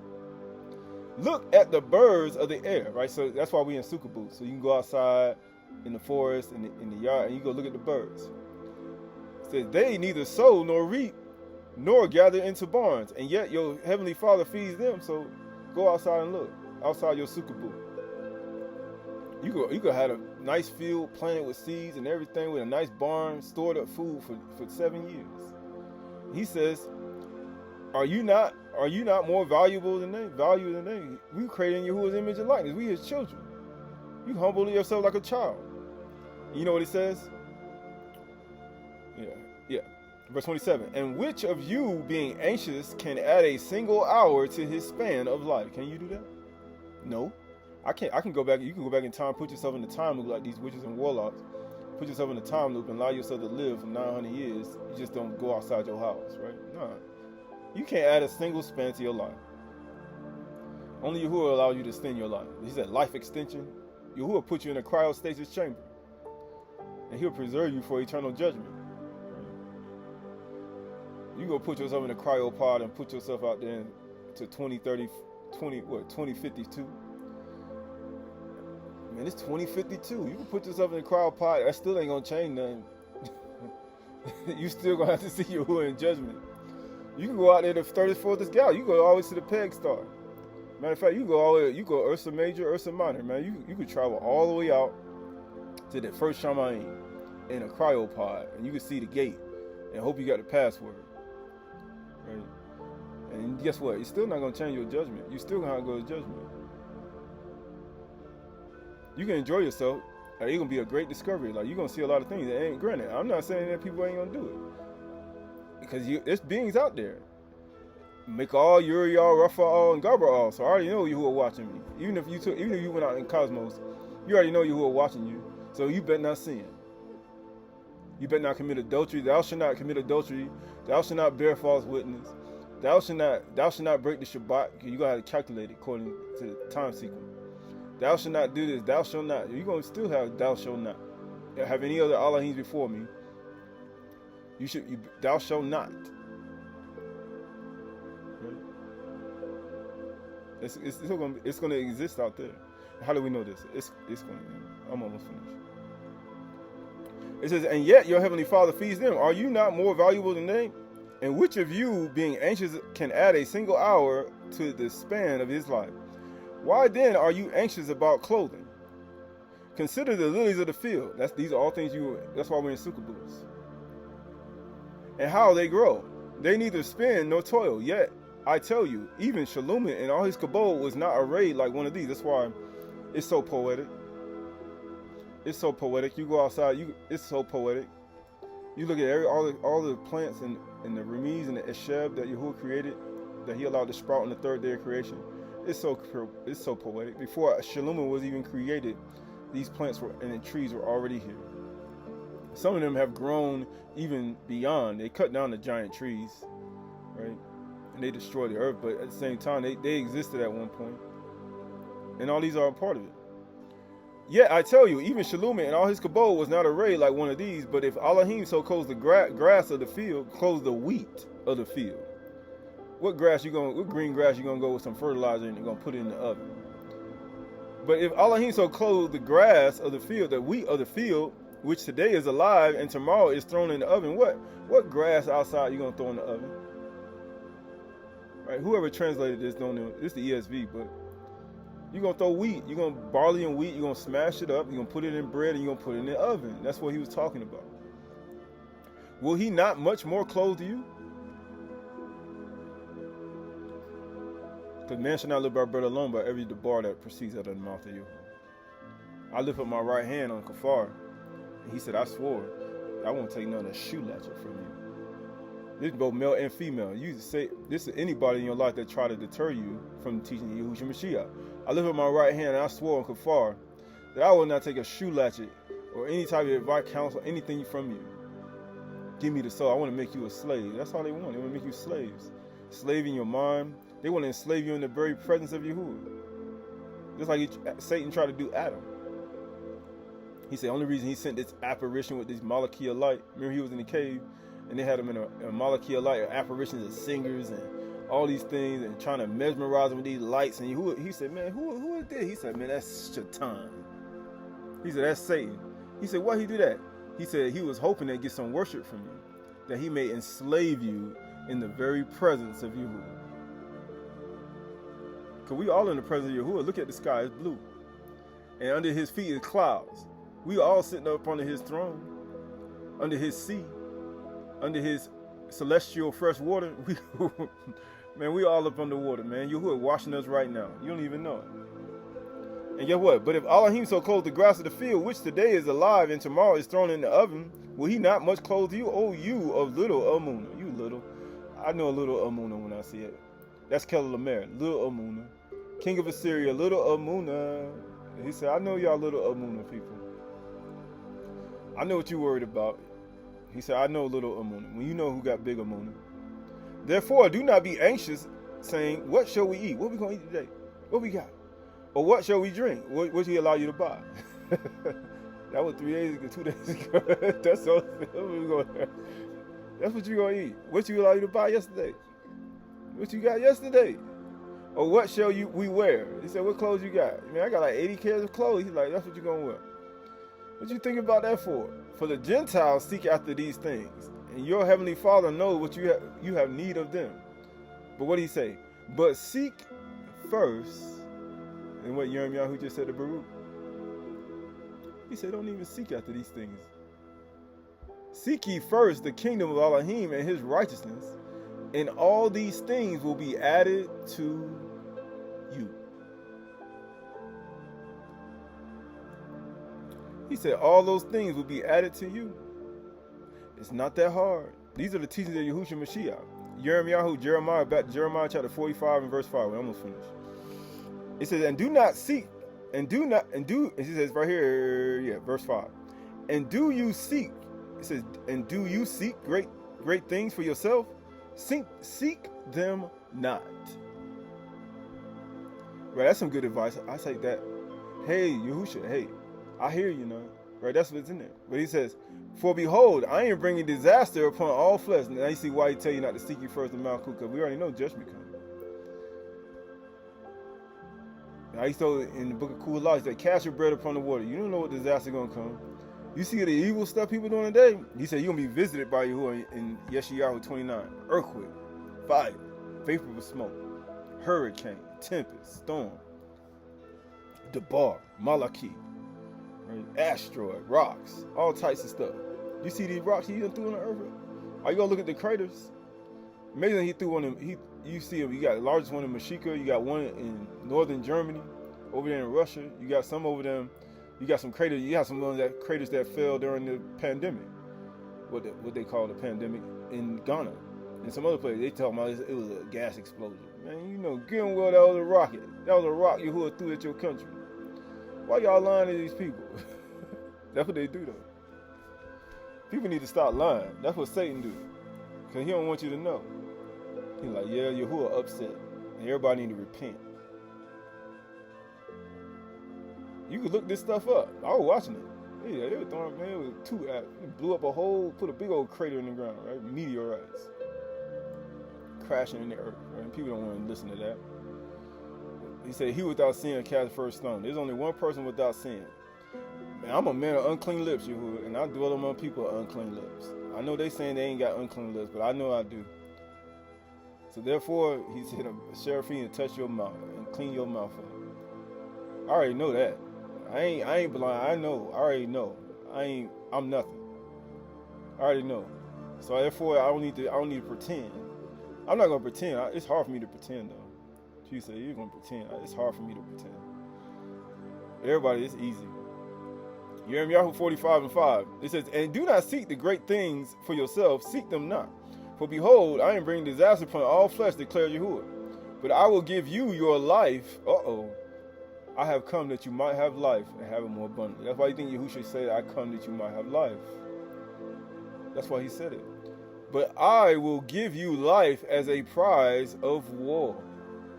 Now you see why Satan, Shaitan, fought against Mikal and his Malachi, fought against Shaitan and his Malachi. He said, behold, to the inhabitants of the earth, for Satan has come down. Which means that if he's saying, behold, the inhabitants of the earth, where's Satan at?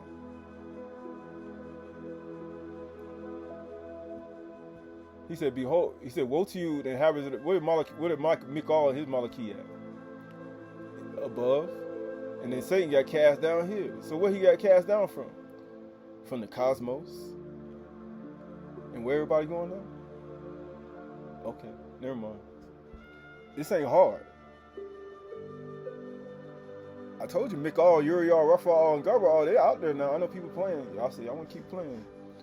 He said, Mikal gonna stand up, and then y'all, it's gonna be a time of trouble, a disaster, such that it never was since man was on the face of the earth. When you go ahead and try to fight against Mikal and his Malachi, you see what happened.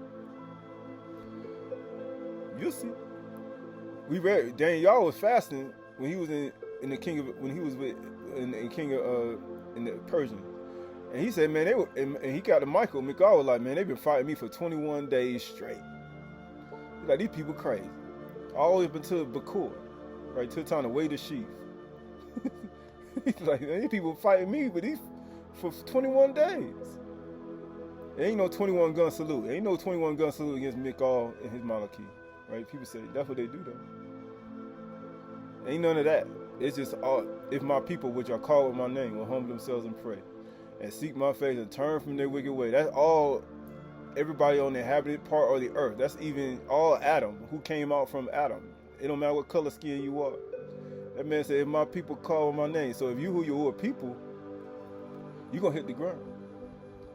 I'm a man or woman, child of unclean lips. That's what you're gonna do. But if you ain't his people, because every knee gonna bow eventually. you're going to hit the ground. You just ain't, it ain't got to that point yet because y'all think y'all going to win. They're going to come back next spring and think they're going to win again. No, you're not going to win. You're not going to win. There is no win in this situation. There's a loss. So we're going to lose. You're going to lose. Like people think you're going to win. No, you're going to lose. You're going to be with Satan and Gog and Magog go fight. No, you're going to lose. You're going to lose. There's nobody going to win. There's no win in this thing.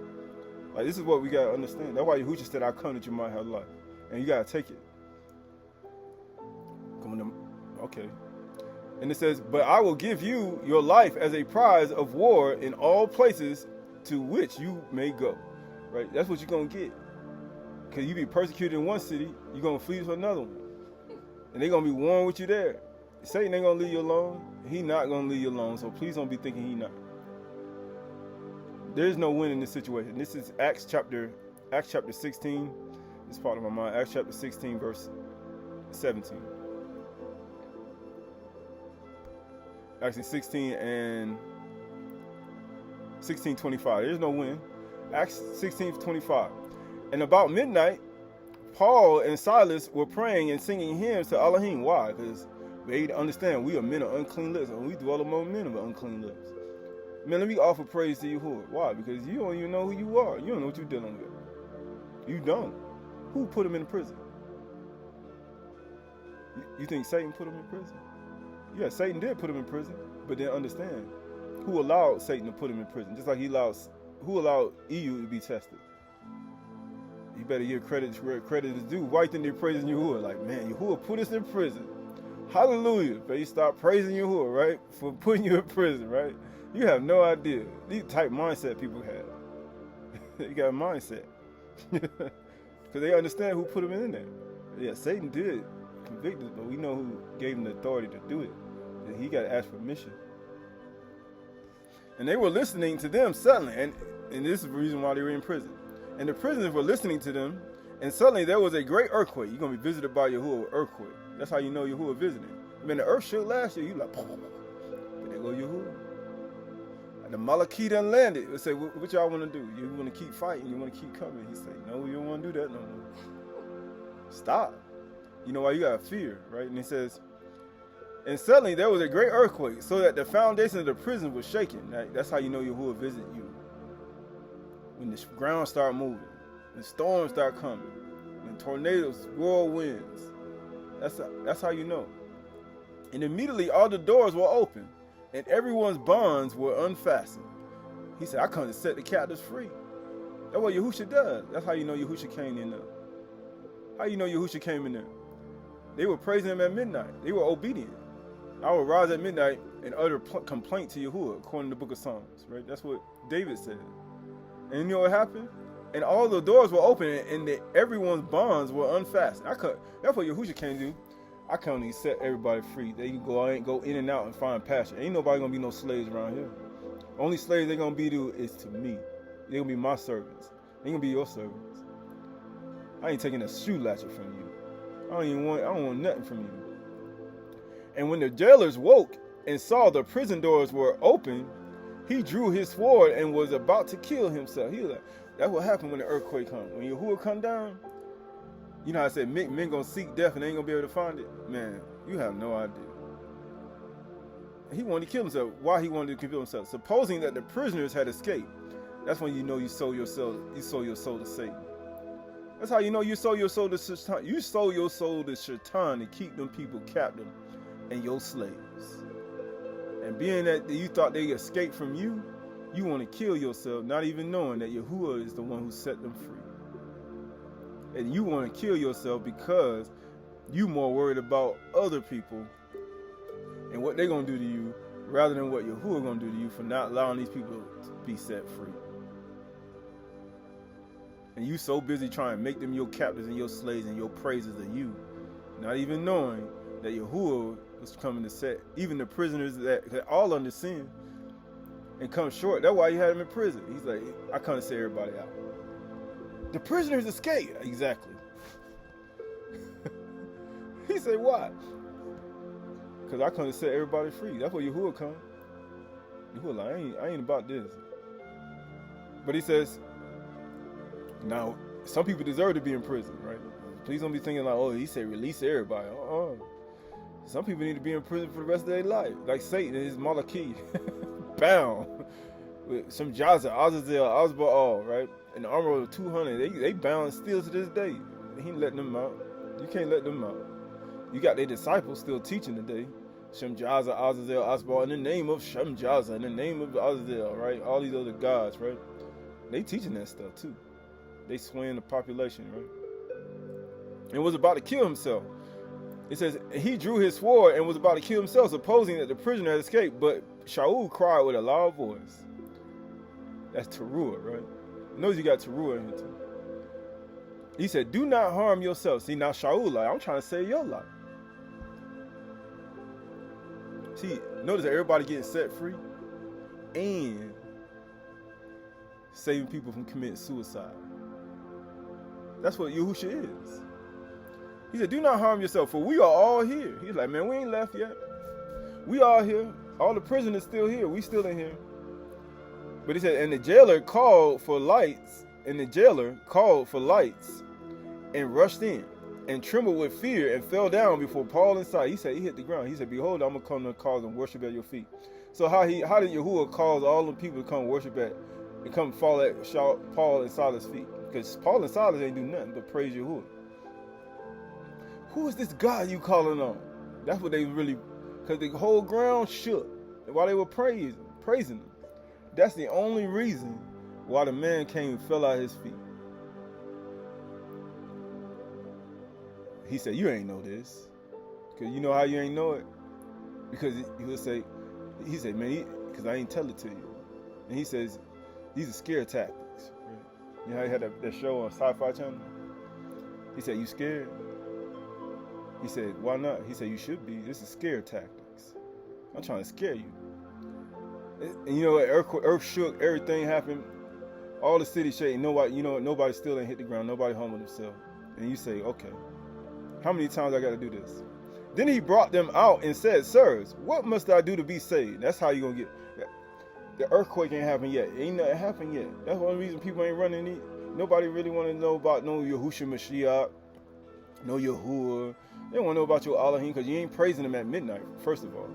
Second of all, you ain't praising him with a pure heart and pure mind. That's another reason why. Then the second thing, you drunk in your tent, in your sukkah booth, and you trying to praise him at midnight. And Yahuwah ain't receiving nothing you doing because Saul and Silas ain't even drunk at this time. So that's another reason why he ain't hearing you. Right? That's the whole point.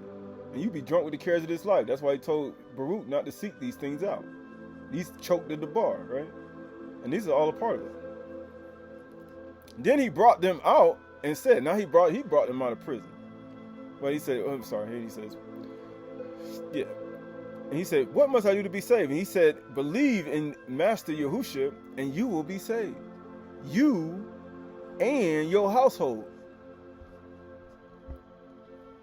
Why you think Ahab followed the teaching of Yahushua Mashiach? Why do you think Abraham followed the teaching of Yahushua Mashiach? So him and his household can be saved.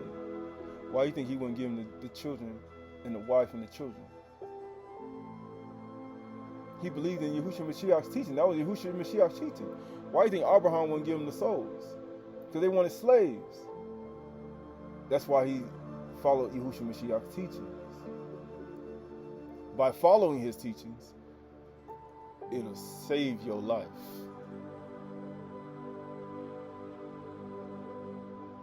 And guess what?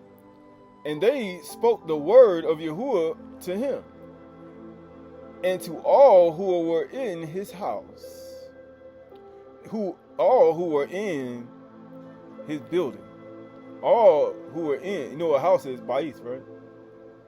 That's tent, that's sukkah, tent, mishkan, mikdash, a hall, right? Your body, your temple, your tent, right? You don't know what type of house he had. He had a house with a brick mansion. You don't know. He was living in a tent, probably with some nice sheep, some goat skin or something on the floor. You don't know. Because you don't know your second letter of the alphabet. Right? People weren't living in luxury like today. But of course, you know, today they got the houses with the wood and all that. They go from house to house, right? And it says, and he took them the same hour. So this wasn't no 5 weeks, 10 weeks. You know, I'm gonna listen for 5 years. Right, when the earthquake hit, I heard at the bar, it's time to jump in the water. This man coming back here, you heard what Yirmiyahu said, I'm bringing disaster on the whole world, right? He said, I got to get up in this thing, and I got to get up out of here, right? That's how I got to work. This ain't nothing's happening, right? You had some of these little warnings here and there. It shook about 4.5, right? Nobody really cared. I don't believe in your Yahushua Mashyach. I don't believe in that name. I don't believe in no Yod. His name don't start with no Yod. Okay. Believe Yahuwah's name don't start with no Yod. Open right hand. Attainment. Okay, whatever you want to believe. You can believe whatever you want. But it says right here, keep on hearing but do not hear. And keep on seeing and do not see. I didn't do it to you. Well, he spoke a curse on me. I didn't do nothing to you. That's the locust and the cankerworm and the palmer worms, and that's Satan. That ain't got nothing to do with me. He take the bar at your head, right? The same hour of that night, right? That man wasn't playing. And he took them the same hour of the night and washed their wounds, because everybody was hit by them rocks. But you understand when the earthquake happened, when the prison starts collapsing, and rocks falling, things hitting. Like, this is not a game. And it says, and he immersed at once he and all his family. So he just, you know how they have the earthquake, they have these big earthquake movies, and then they have like, it's getting ready to happen. The fault line is getting ready to go. Boom, boom, boom, boom. And then you'll see one family escape. You'd be like, man, why don't you have one family escape? Right, you see San Andreas, you see one family escape. The whole movie about one family running for their life. And that's what this is. You see Greenland, you see other people running for their life. Right, Resident Evil got one group of people running for their life. Everybody trying to escape, right? It ain't gonna be, I'm telling you, that's how it is. You the main character. If you get an opportunity to hear to the bar and you understand it, and you don't jump in the water and get yourself and get out of this whole situation that you're in, because once you get immersed in Yahushua, you're in a relationship. He said you gonna get, if you sin, you're gonna get judgment, but you still can be saved. That's type Elohim you serve. But if you understand it, you'll understand that you only flesh, and you need to hurry up. It's not a game, right? Because you see the world is. There's a lot of stuff coming that you ain't never seen before. And a lot of people in the danger zone, and they don't even know it. And I ain't talking about where you live or where you go, you know, all this stuff, where you dwell. We're talking about in the other world. That's the whole point. You can know all the other stuff, when things gonna happen, man. It might happen tomorrow, right? No, but that's not what you need to be worried about.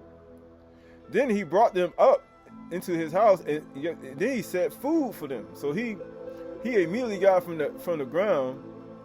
Then he brought them up to his house and set food for them. Then he cooked some food, man. People be hungry. People don't be thinking like people be hungry. People be hungry. That's why you think Yahushua said, food and raiment be content. What he asked for. Then he brought them silver and gold, money. He gave him a $10,000 check, $15,000, $20,000. He gave him an airdrop. Is that what he did? Nah, he set food before them, man. Food was valuable back in the day. It ain't valuable no more. Because you know why? Because it's fast food. You get it real quick. But when you really hungry, food is real valuable. Nobody care about your money. He said, I don't care about no money. You got some food. Because when all Yahoo was running from Isabel, he was like, man, you're going to need some food. Matter of fact, you're going to need double food. I need some more food. Give me some more food. I don't want that. Here goes some money. I don't want that. I want some food. And he rejoiced along with his entire household that he had believed in Elohim. In which Elohim?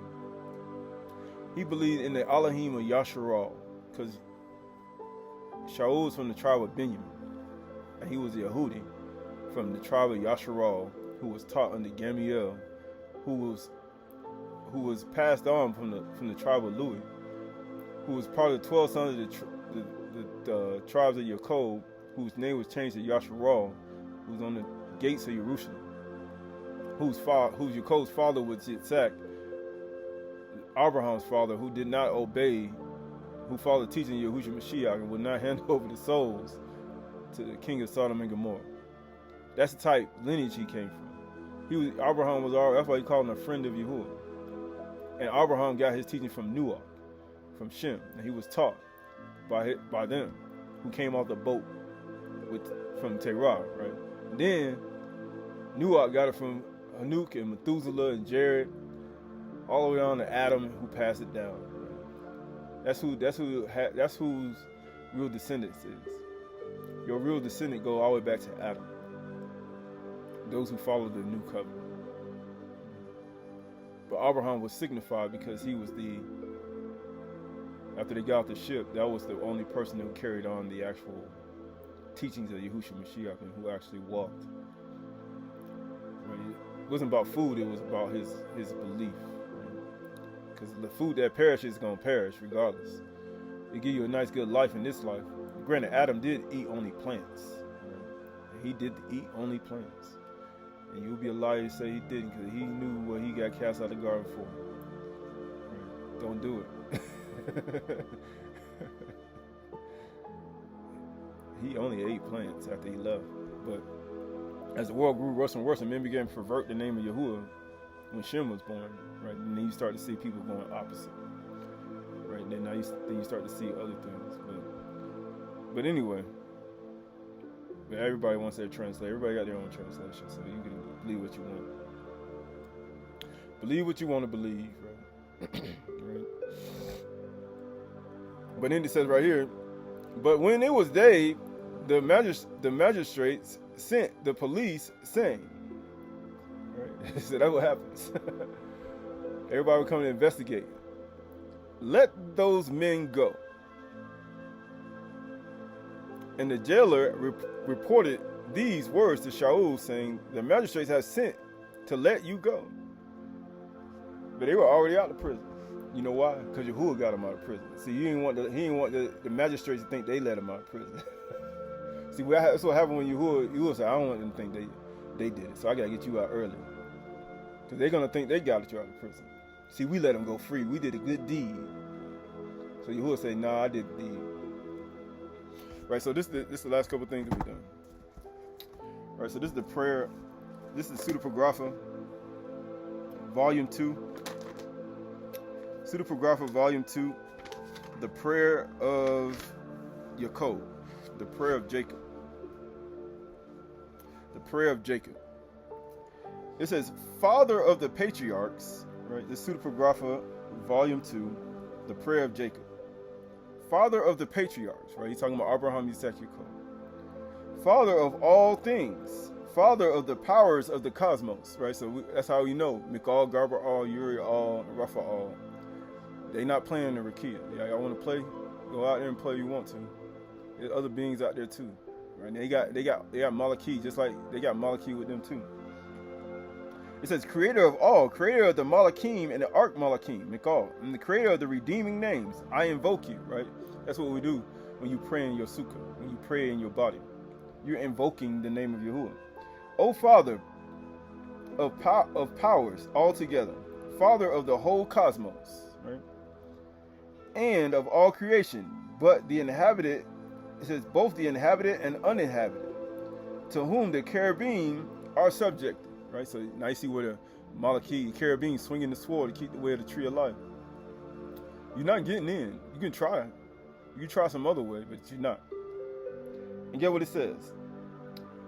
He who showed favor to Abraham by giving the kingdom to him. Hear me, you, the Elohim of the powers of the Elohim of the Malaki and the Ark Malaki. You sit upon the mountain of the Kudash. You who sit upon the sea, you who sit upon the serpent gods. What do you think? He said, you got the gods of the hills. You know how they told them? The gods of the hills did that. And he said, Yahuwah sits above the serpent gods. And they, guess what? They didn't Nakashas, the fleeing serpents. Lumeria, king of Assyria, they were the serpent. They were the Nakash. Right? They were the ones, they were the fleeing serpent. Right? That's who they are. Because they're the serpent gods. There's many serpent gods out here. It ain't just one country. They be like, the book of Revelations. Right? And they be like, who has the dragons? Right? Many dragons. You know how many people worship the dragon? You know how many serpent gods out here? He said, you ain't even got to the cosmos yet. You ain't even understood that.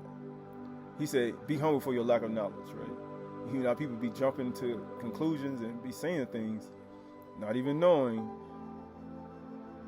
Yahuwah ain't revealed that yet. He was like, yeah, he revealed it yesterday. No, everybody ain't new, Anua. He got to shake this place. Why would he reveal knowledge to you before? Like, think about it. Nobody acknowledges him right now.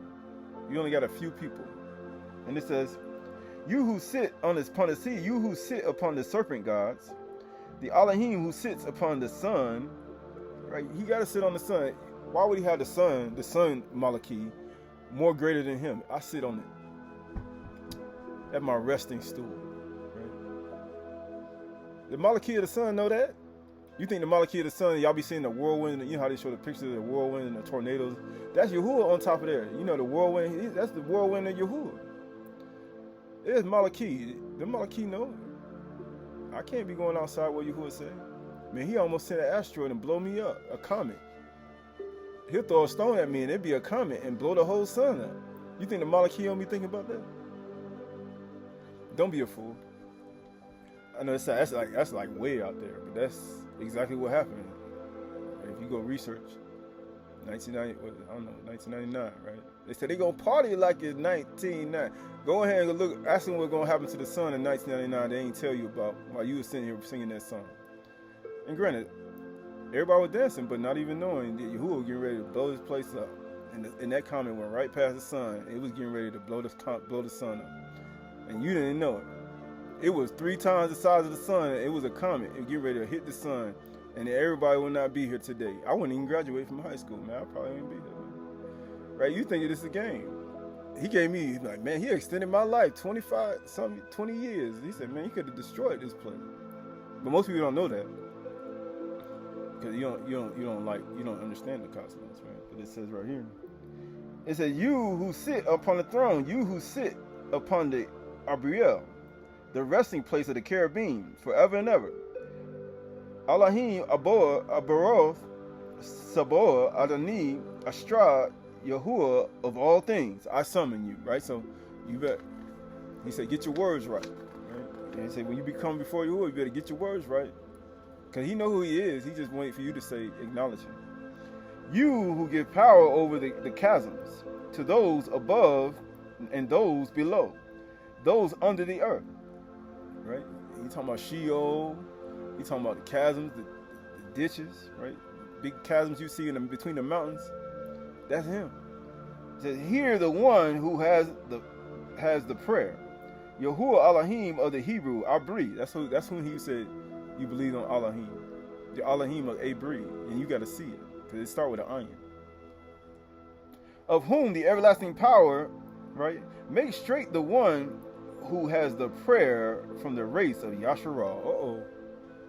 Why do you think Shaolin was singing praise unto him in the prison, and the family in the prison was shaking, and all the things, and everybody was set free,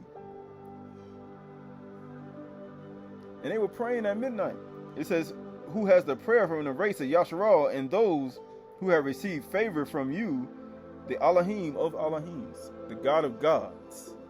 Because it's not written in your Torah said you were gods. But he said, "I sit above your gods, you." Yahuwah sit above us. We his footstool.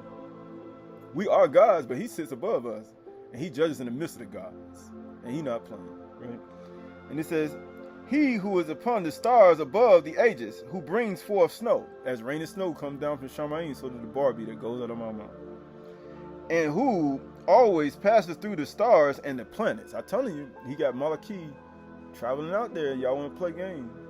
Not a game. You can name the stars and change the names of them and stuff to your gods on earth, but we know who it is. He said, you see these stars up here, Abraham? I'm more power, you'll see the stars of Shamayim. He said, man, I ain't taking a shoe latchet from you, man. Yahuwah said he gonna multiply my seed as the stars of Shamayim. If I give you the souls and then make them your slaves, then how my seed gonna be multiplied as the stars of Shamayim? I swore with my right hand on Kafar too, Yah. And I already told you, I ain't taking a shoe latchet from you. I already prayed this. I don't want nothing from you. And you know what he said? Who brings forth snow and who always passes through the stars and the planets and makes them run in every way by your creating power. That's why he said, who gonna break the bands of Orinos? Who gonna stop the sweet influence of Mahadana? And who brings forth the constellations in Mazarah in this time? Yahuwah does that. He moved that stuff. And guess what? Fill me with wisdom. Empower me, Master. Fill my heart with good things, Master, as an earthly Malachi, as having become immortal. For this mortal must put on immortality, and this corruption must put on incorruption. And how are you going to do that? Though your outward man perish, your inward man is renewed day by day, because Yahuwah made us to dwell in booths. He made us to dwell in Sukkah. That's how Yahushua got here. The child leaped in the womb. The child jumped up in the air. He heard the greetings. He's like, Shalom. You saying tranquility to me? Shalom. He's like, you must ain't get up. He said, you must ain't found Sukkah yet. Because if you did, you'll see, if you're in a real place of Shalom, you'll understand. Shalom. Then he says, as having become immortal, and having received the gift which is from you, amen, amen. What is the gift? For the wages of sin is death. But the gift of eternal life is Yahushua Mashyach. That's why he gave his son, only begotten son, that whosoever believes in him should not perish. That's why he said, you and your household will be saved, but have everlasting life. Because everlasting life is better than a temporary life, because once the temporary life over, right, verse 20. Say the prayer of your code 7 times. Say the prayer of your code 7 times to the north and the east. He said, why he say that?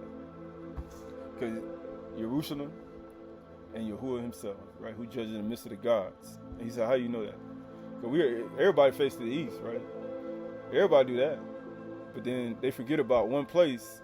They forget about the one place, the most important place. He said, why?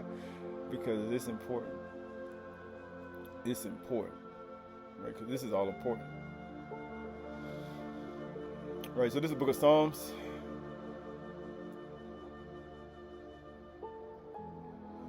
It's the book of Psalms.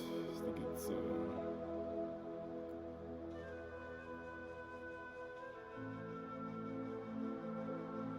book of Psalms, chapter 48 and verse 1. Psalm chapter 48, verse 1. Great is Yahuwah and greatly to be praised in the city of our Elohim. Why? Because we're looking for a city whose builder and maker is Elohim. And where that city comes? That's our New Jerusalem coming down from Shamayim. Where's Shamayim? He said, you got to look up to see that. His Kudash mountain, beautiful in elevation, right? He said, man, you in elevation. You know that air up there? And they ain't talking about the movie air up there with the bobsled. You know how they say? But it says, in the joy of all the earth. He says, it says right here, great is Yahuwah and greatly to be praised in the city of our Elohim. In his Kudash mountain, beautiful in elevation, in joy, Simcha of all the earth. Mount Saun in the far north. The city of the great king. Within her citadels, Elohim has made himself known as a what? As a fortress. What's Samak mean? Support, pillar, fortification. That's what Samak means. It's the 15th day of the 7th month.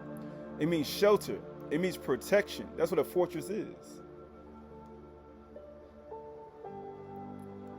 For behold, the kings assembled, they came on together.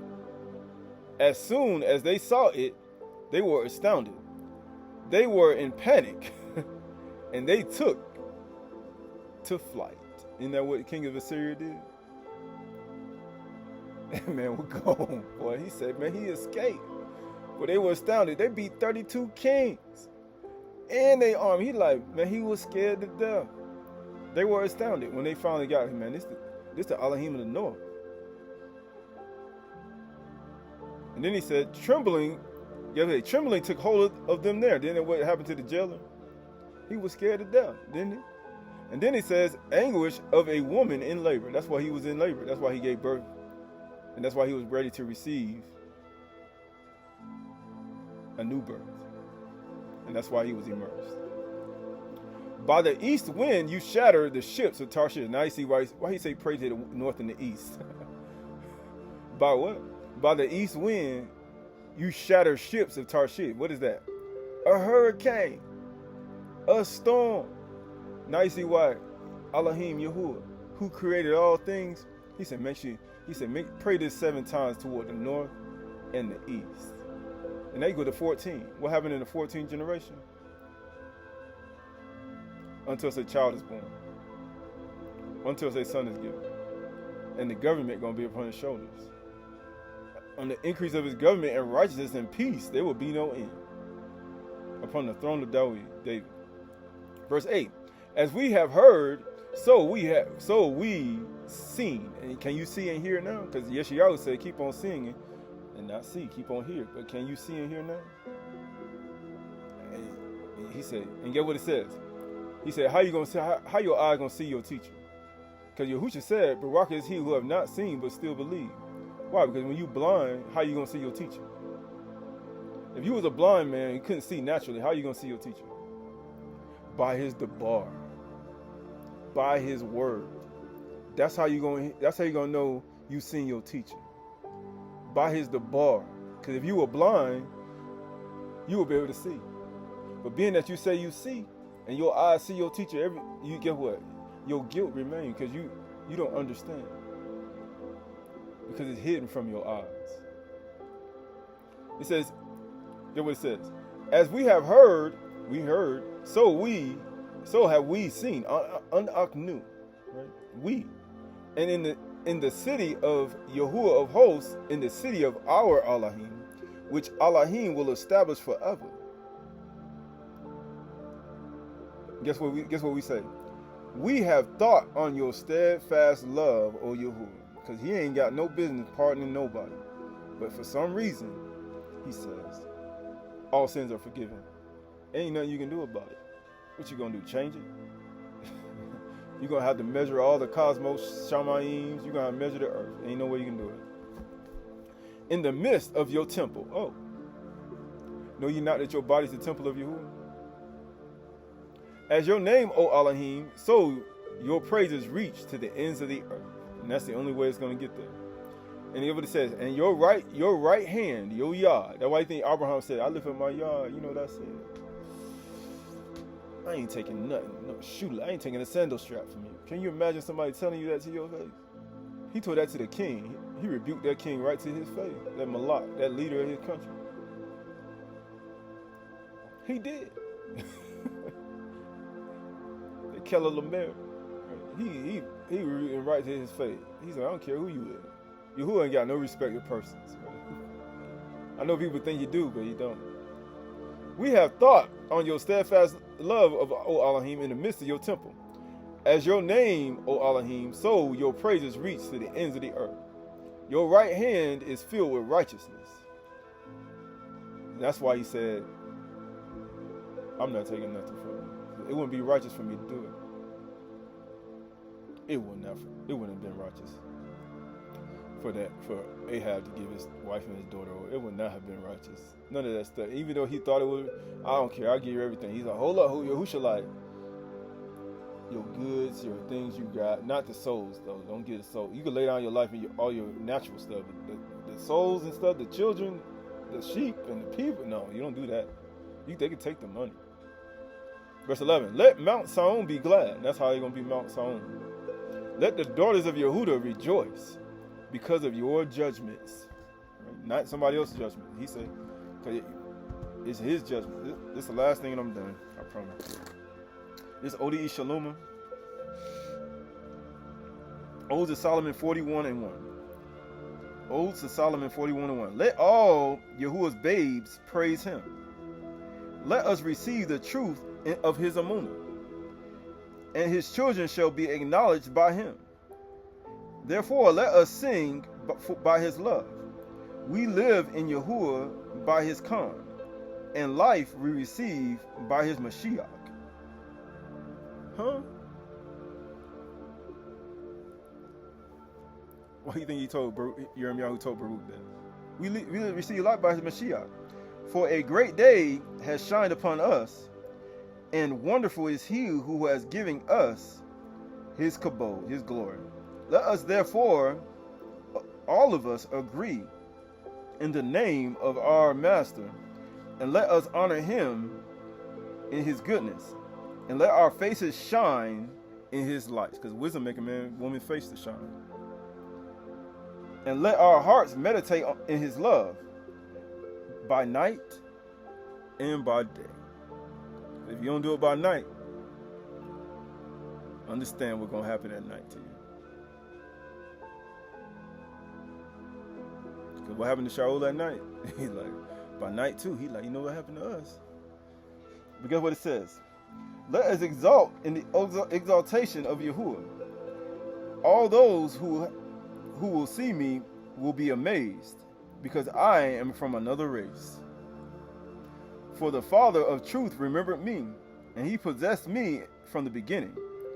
For his riches begat me, and the thought of his heart. And his word is with us in all our way. The Savior who gives life and does not reject ourselves. The man who humbled himself. Ana, Anua, Sana, Einu. That's what Yeshayahu did. I'm a man of unclean lips. Man, I dwell among people of unclean lips. He's like, you know what I need? I need somebody to touch my lips. Matter of fact, I need you to do a whole bunch of other stuff too. He says, the man who humbled himself, but was raised because of his own righteousness, right? Because it'd be our righteousness to keep his commandments, right? But he said, righteousness exalts a nation. That's how you're going to be raised. And then he says, the Son of the Most High appeared in the perfection of his Father. The light dawned from the Word that was before time in him. It was before the fourth day of creation, because time was created on the fourth day for human beings. You know how you say days, seasons, months, times, and years, right? Muads, that's what we're in right now. But he said this dawned before time. This was here before time. It's dawned. This dawned before this. This before this even created. This is the last thing. The Mashyach is truth, and truth is one. That's why he said the first day of creation. How you say? Ruach Marakaf al Panim Hamani. That's what he said. Look what he said. And he was known before the foundation of the world. He said, wisdom possessed me in the beginning of his way, before the world even was. Before the sea got its decree. You know, before the sea got a commandment not to pass the seashore. But we know there's disaster coming. He said, man, you might want to be on vigilant. Right? And guess what it says? That he might give life to persons forever by the truth of his name. Yad, Ha, Wu, Ha. Both male and female. And then he says, a new chant is from Yahuwah, from them that love him. He said, man, I got a new chant. He said, man, you got a new chant. And a new chant is his word, his debar. Because he said a new covenant that he swore to the house of Yasharal. Not the old covenant, but a new chant. And this new chant, he said, I'm going to put my Torah in their heart and their mind. I'm going to write it on their heart. And they're going to be my people, And he's gonna be my, and guess what? I'm gonna be their Elohim again. But that's a new chant. And this new chant, he said, is here. And Yahuwah say, it ain't going nowhere. He said, those Shamayim and earth was apart. He said, but my Debar will never pass away. And all of it is of a truth. When we live in this world, we are not of it. But as long as we live in the world, he said, we walk according to Yahuwah's commands. And he said, follow Yahusha's steps, who did no sin. He was the seek found this mountain. But we dwell underneath the blue sky, the blue feet, underneath the sapphire throne. And we know that sapphire throne is above us. And you can look up every single day and you can see that you're sitting on his throne. And under his feet are the clouds. And he said, Aburakub Kanafalat Ruach. He rides upon the wings of the wind, and he rides upon the chariots. And guess what? And we are his eyes on the earth. Right? The 7 near, and those 7 manure, and those 7 muads, and those 7 feasts. And even these 7 days dwelling in Sukkah understand who Yahuwah is and why he carries us with this yod in his calf. And you don't want to mess with his children. That'll be your understanding. And your understanding will come back to your mind. And it'll be like Nebuchadnezzar. His reason returned back to him after the 7 periods, didn't it? And he said, Yahuwah rules in the kingdom of men. He realized, he looked up, he saw that sapphire throne, he said, Yahuwah rules in the kingdom of men, of Adam. And he gives it to whomever he wants to. And it sure ain't me. And when you realize that, I'm a man of unclean lips. And I dwell among people with unclean lips. And everybody need the one and true Elohim, and that's Yahuwah. For the meek shall inherit the earth. The meek, the Anu, shall inherit the earth.